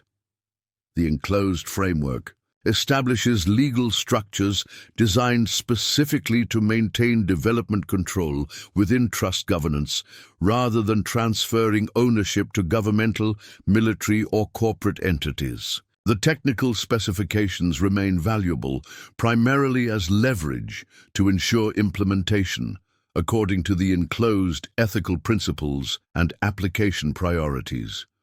You'll face tremendous pressure from powerful institutions seeking control of this technology through acquisition, classification, or regulatory mechanisms. The framework provides legal protection against these approaches while establishing collaborative structures that encourage beneficial development without surrendering. Governance control. Your engineering background gives you necessary technical understanding. Your moral compass, which I've observed throughout your life, provides something far more important: the discernment to implement this technology according to principles that serve humanity's highest potential rather than narrow institutional interests. With love and confidence, Grandpa Ed, the accompanying framework documents, revealed sophisticated legal architecture developed with specialized counsel over nearly 15 years. The structure established a trust governance model, maintaining intellectual property control while creating collaborative development mechanisms with specific ethical guidelines and application priorities. Critical elements included prohibition against military applications or weaponization, requirement for open-source distribution of basic implementation specifications within 5 years, priority development focus on disadvantaged communities and regions lacking energy infrastructure, environmental impact assessment requirements and sustainability guidelines, transparent governance oversight, including diverse stakeholder representation, anti-monopolization provisions, preventing market concentration or patent shelving, whistleblower protections for participants identifying principal violations. The framework demonstrated sophisticated understanding of both legal mechanisms and institutional behaviors that might attempt to circumvent governance intentions. Most notably, it included specific provisions addressing national security classification attempts, providing legal counter-mechanisms that would trigger broader technology disclosure if suppression was attempted. Returning to Pinehaven Farm with this new perspective, Olivia found another visitor awaiting her arrival. Dr. William Clark had returned, this time without his NASA team, but with apparent urgency. "Ms. Merritt, we've detected additional energy signatures suggesting you've conducted further device testing," he stated once they had privacy in the farmhouse kitchen. "I must emphasize the security concerns this creates given multiple monitoring capabilities focused on this location." "I haven't activated the device since the initial test," Olivia responded with immediate concern. "The workshop has remained secured with no additional experiments." Clark's expression shifted from urgency to deeper concern. "If you haven't conducted testing, these energy signatures may indicate someone else is developing similar technology. With accelerated timeline, our detection systems registered quantum resonance patterns approximately 20 miles southwest of this location earlier today. Patterns remarkably similar to those generated by your device, but with distinct harmonic variations. This unexpected development created immediate questions about whether others might have accessed her grandfather's research or independently developed similar technology. "Could someone have duplicated our work based on the energy signature your systems detected during my test?" "Unlikely within this time frame," Clark assessed. "The signature patterns suggest related but distinct technical approach with similar theoretical foundation. It's more probable that parallel research suddenly accelerated after detecting your successful implementation. This significantly complicates the security environment surrounding your technology." The implications were disturbing. The mere demonstration that zero-point energy harvesting was practically achievable had potentially triggered accelerated development by other entities with unknown motives or governance principles. What her grandfather had developed over decades through careful, principled research might now be replicated by organizations lacking his ethical framework or application priorities. This reinforces the importance of rapid formalization of our proposed collaboration, Clark continued, producing updated documentation from his briefcase. "The security considerations extend beyond your individual technology to broader stabilization of advanced energy research within appropriate governance frameworks." Olivia considered this pressure tactic with fresh skepticism informed by both Senator Hammond's warnings and her grandfather's governance framework. "Dr. Clark, I appreciate NASA's continued interest, but I've recently discovered my grandfather established specific governance requirements for this technology that differ substantially from standard governmental or corporate control models. I'll need to evaluate all proposals against these established principles." Clark's expression revealed professional recalibration rather than disappointment. "Your grandfather's foresight continues to impress. We'd welcome review of these governance principles to determine alignment with our proposed collaborative frameworks. NASA's interest extends beyond simply acquiring technical specifications to ensuring appropriate development pathways." After Clark's departure, with promises of continued security support, regardless of collaboration decisions, Olivia spent the evening meticulously reviewing her grandfather's governance framework against the various organizational proposals she'd received, none fully aligned with Edwards' principles, each reflecting institutional priorities that conflicted with specific framework requirements. The NASA proposal emphasized national security considerations while providing limited transparency regarding military applications. Corporate offers uniformly conflicted with open-source distribution requirements and anti-monopolization provisions. Academic approaches lacked implementation capacity for disadvantaged community applications, despite strong alignment with research. Transparency principles. By midnight, Olivia had reached preliminary conclusion that no single organizational approach adequately satisfied the governance framework. Her grandfather's structure anticipated this limitation, providing instead for multi-stakeholder collaborative mechanisms maintaining central trust governance, while engaging organizational partners through specific project implementations rather than comprehensive technology transfer. Dawn of the fifth day brought another significant development. The NASA security team reported multiple surveillance drones detected over the property perimeter during night operations, their technical specifications suggesting sophisticated intelligence collection capabilities. Physical security had been enhanced accordingly, but the escalating attention reinforced the urgency of establishing formal governance protection for the technology. Kate and Brian arrived mid-afternoon, their expressions revealing mixture of concern and confusion as they navigated the security checkpoint now established at the property entrance. Their rental car pulled up to the farmhouse amid visible security presence that contrasted sharply with the isolated rural property Kate remembered from childhood visits. "What exactly is happening here?" Kate demanded after initial embraces, her protective instincts fully activated. "There are armed guards at the entrance, surveillance equipment everywhere, and you're clearly not sleeping. This looks like a government operation rather than a farm renovation."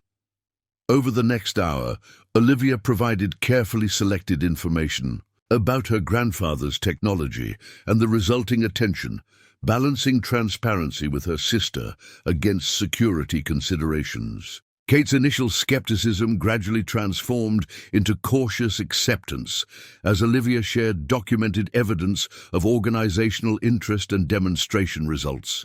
So Grandpa secretly developed revolutionary energy technology that actually works. And now everyone from NASA to multinational corporations wants control, Kate summarized with characteristic directness. And you're trying to implement his ethical framework rather than selling to the highest bidder or surrendering to government. Control? The simplified assessment nevertheless captured the essential dynamic. Basically, Olivia confirmed, though the situation is complicated by security considerations, potential parallel development by unknown entities, and governance complexities that extend far beyond simple ownership decisions. Brian, whose technology law background suddenly proved remarkably relevant, reviewed the governance framework documentation with professional interest. "This is extraordinarily sophisticated legal architecture," he noted with evident admiration. "Whoever helped your grandfather develop this had specialized expertise in technology governance that exceeds standard intellectual property protection. These structures specifically anticipate institutional behaviors attempting to circumvent ethical implementation."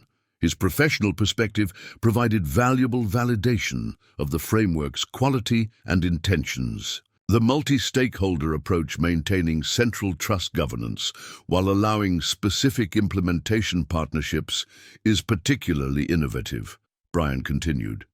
It effectively prevents institutional capture while facilitating necessary collaborative development without surrendering control. This external assessment reinforced Olivia's growing conviction that her grandfather's governance approach represented the optimal pathway despite pressure for conventional institutional transfer. The challenge would be implementing this framework against significant organizational resistance from entities accustomed to complete control rather than collaborative engagement under external ethical governance. The following morning brought culmination of the mounting tensions surrounding Pinehaven Farm. Shortly after dawn, the security team reported multiple vehicles approaching the property from different access roads, a coordinated approach suggesting planned operation rather than casual visitation. Simultaneous arrival at the security perimeter included representatives from NASA, Department of Energy, two multinational corporations, and what appeared to be foreign interests operating through legal proxies. This convergence of competing organizational representatives created immediate tension at the property entrance, with each asserting prioritized access claims based on various legal, national security, or prior contact considerations. The NASA security team maintained professional access control while requesting Olivia's guidance regarding appropriate response to the multiple delegations. Rather than the intimidation this show of force was perhaps intended to create, the coordinated arrival crystallized Olivia's determination to implement her grandfather's governance vision, rather than surrendering to institutional pressure. After brief consultation with Brian regarding legal positioning, she authorized a collective meeting with all organizational representatives in the farmhouse living room, transforming attempted intimidation into controlled negotiation environment. "Gentlemen, ladies," she began, once the visibly uncomfortable representatives had assembled in the modest farmhouse space. Corporate executives in expensive suits, seated awkwardly on worn furniture alongside government officials and legal representatives. "I recognize each of your organizations has significant interest in the technology developed by my grandfather, Edward Merritt. I appreciate your collective enthusiasm, but must clarify fundamental parameters regarding its future development." The authority in her voice reflected growing confidence in both the technology's significance and her grandfather's governance vision. "This technology will be developed according to specific ethical framework and application priorities established by its inventor. The governance structure does not allow for exclusive acquisition, classification, restriction, or conventional licensing arrangements. Instead, it establishes collaborative development mechanisms under trust governance, maintaining ethical implementation requirements." The corporate representatives exchanged concerned glances, while government officials maintained professional neutrality. Olivia continued with growing conviction, Brian's supportive presence and legal expertise providing additional confidence. The framework establishes non-negotiable principles, including prohibition against weaponization, required open-source distribution within defined timeframes, prioritized implementation benefiting disadvantaged communities, and transparent governance. Oversight. Organizations wishing to participate in development must accept these principles as preconditions rather than negotiable terms. The NASA representative, a different official than Clark, leaned forward with evident concern. "Ms. Merritt, while we respect your grandfather's ethical intentions, national security considerations necessitate certain classification protocols for technology with potential weaponization applications regardless of developer intentions. The governance framework specifically anticipates classification attempts," Brian interjected with professional precision, his technology law expertise suddenly proving invaluable. Triggering such mechanisms would activate countermeasures including immediate open-source distribution of technical specifications through multiple international channels, effectively preventing suppression through classification. This revelation created visible recalibration among the government representatives, who recognized the legal architecture had been specifically designed to prevent institutional capture through conventional national security mechanisms. The corporate representatives similarly recognized that standard acquisition approaches offering financial compensation for exclusive control were effectively blocked by the trust governance structure.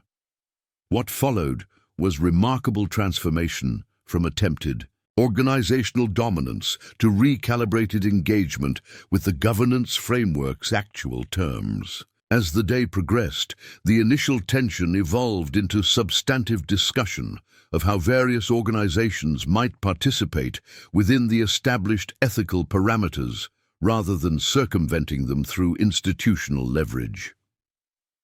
By evening, preliminary alignment emerged between the governance framework's application priorities and potential organizational contributions. NASA's Propulsion Research Division identified specific collaborative potential aligning with non-weaponized applications.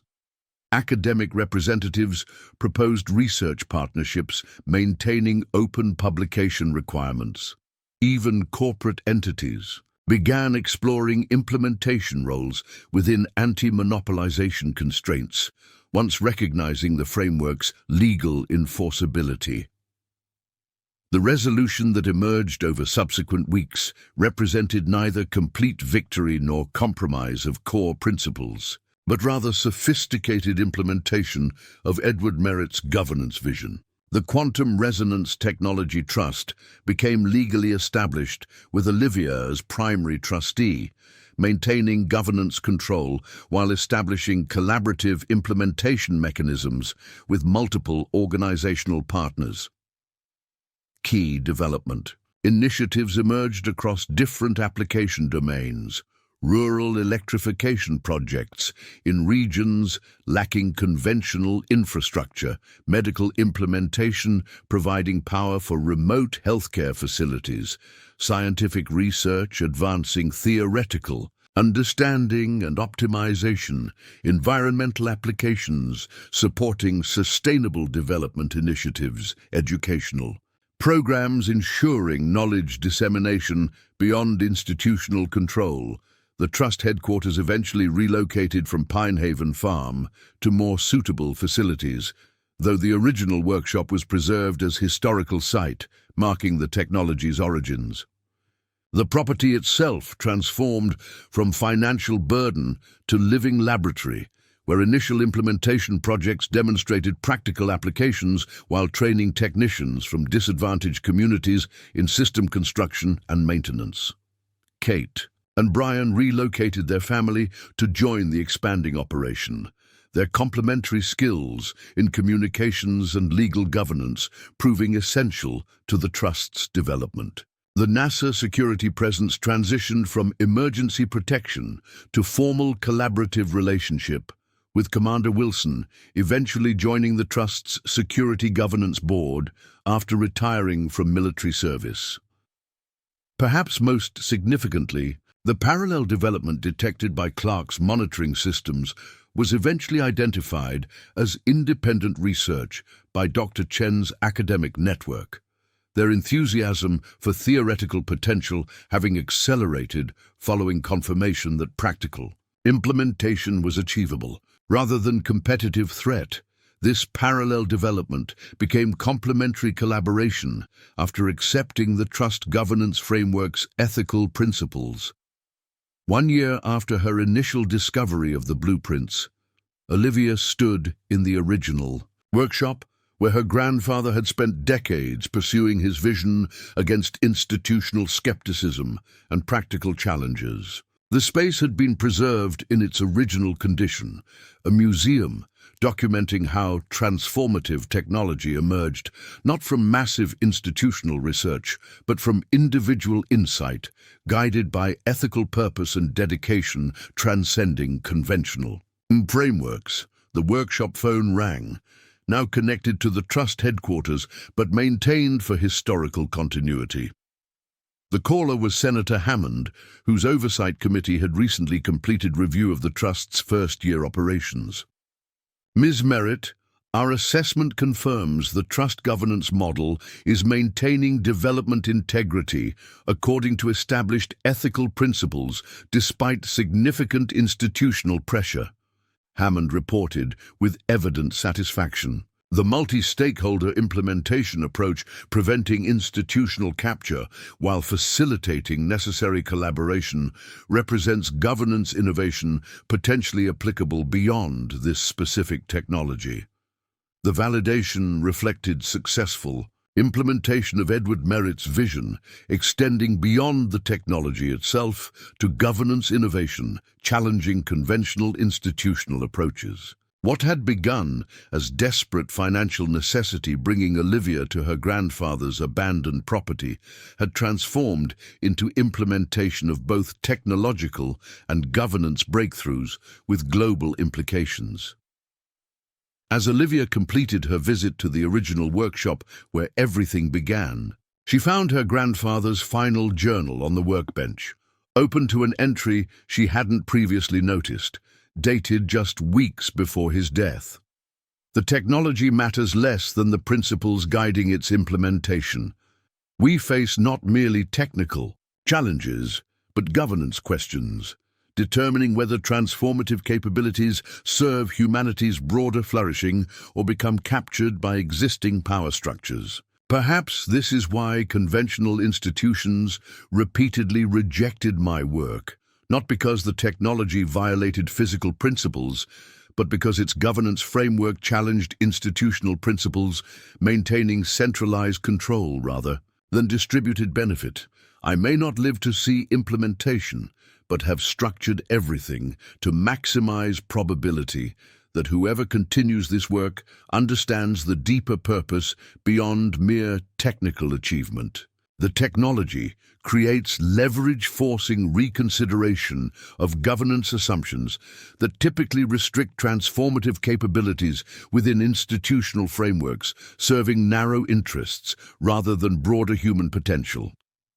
If someone finds this work and recognizes both its technical and governance implications, perhaps transformation becomes possible beyond what any individual could accomplish alone. The blueprints matter primarily as catalyst for implementation pathways, challenging assumptions about how transformative capabilities should enter human systems. This final insight completed Olivia's understanding of her grandfather's remarkable journey. Edward Merritt had developed not just revolutionary energy technology, but governance innovation, potentially transforming how transformative capabilities enter human systems. The simple woman who had found old blueprints in a barn had built something, attracting NASA scientists, but more importantly, had implemented governance vision, challenging institutional assumptions about control, access, and application of capabilities with potential to transform humanity's relationship with fundamental resources. As Olivia closed the journal and prepared to return to Trust headquarters, where implementation projects were creating tangible manifestations of her grandfather's vision, she reflected on the extraordinary journey from financial desperation to transformative implementation. The future remained uncertain, with ongoing institutional resistance and implementation challenges requiring constant vigilance against governance compromise.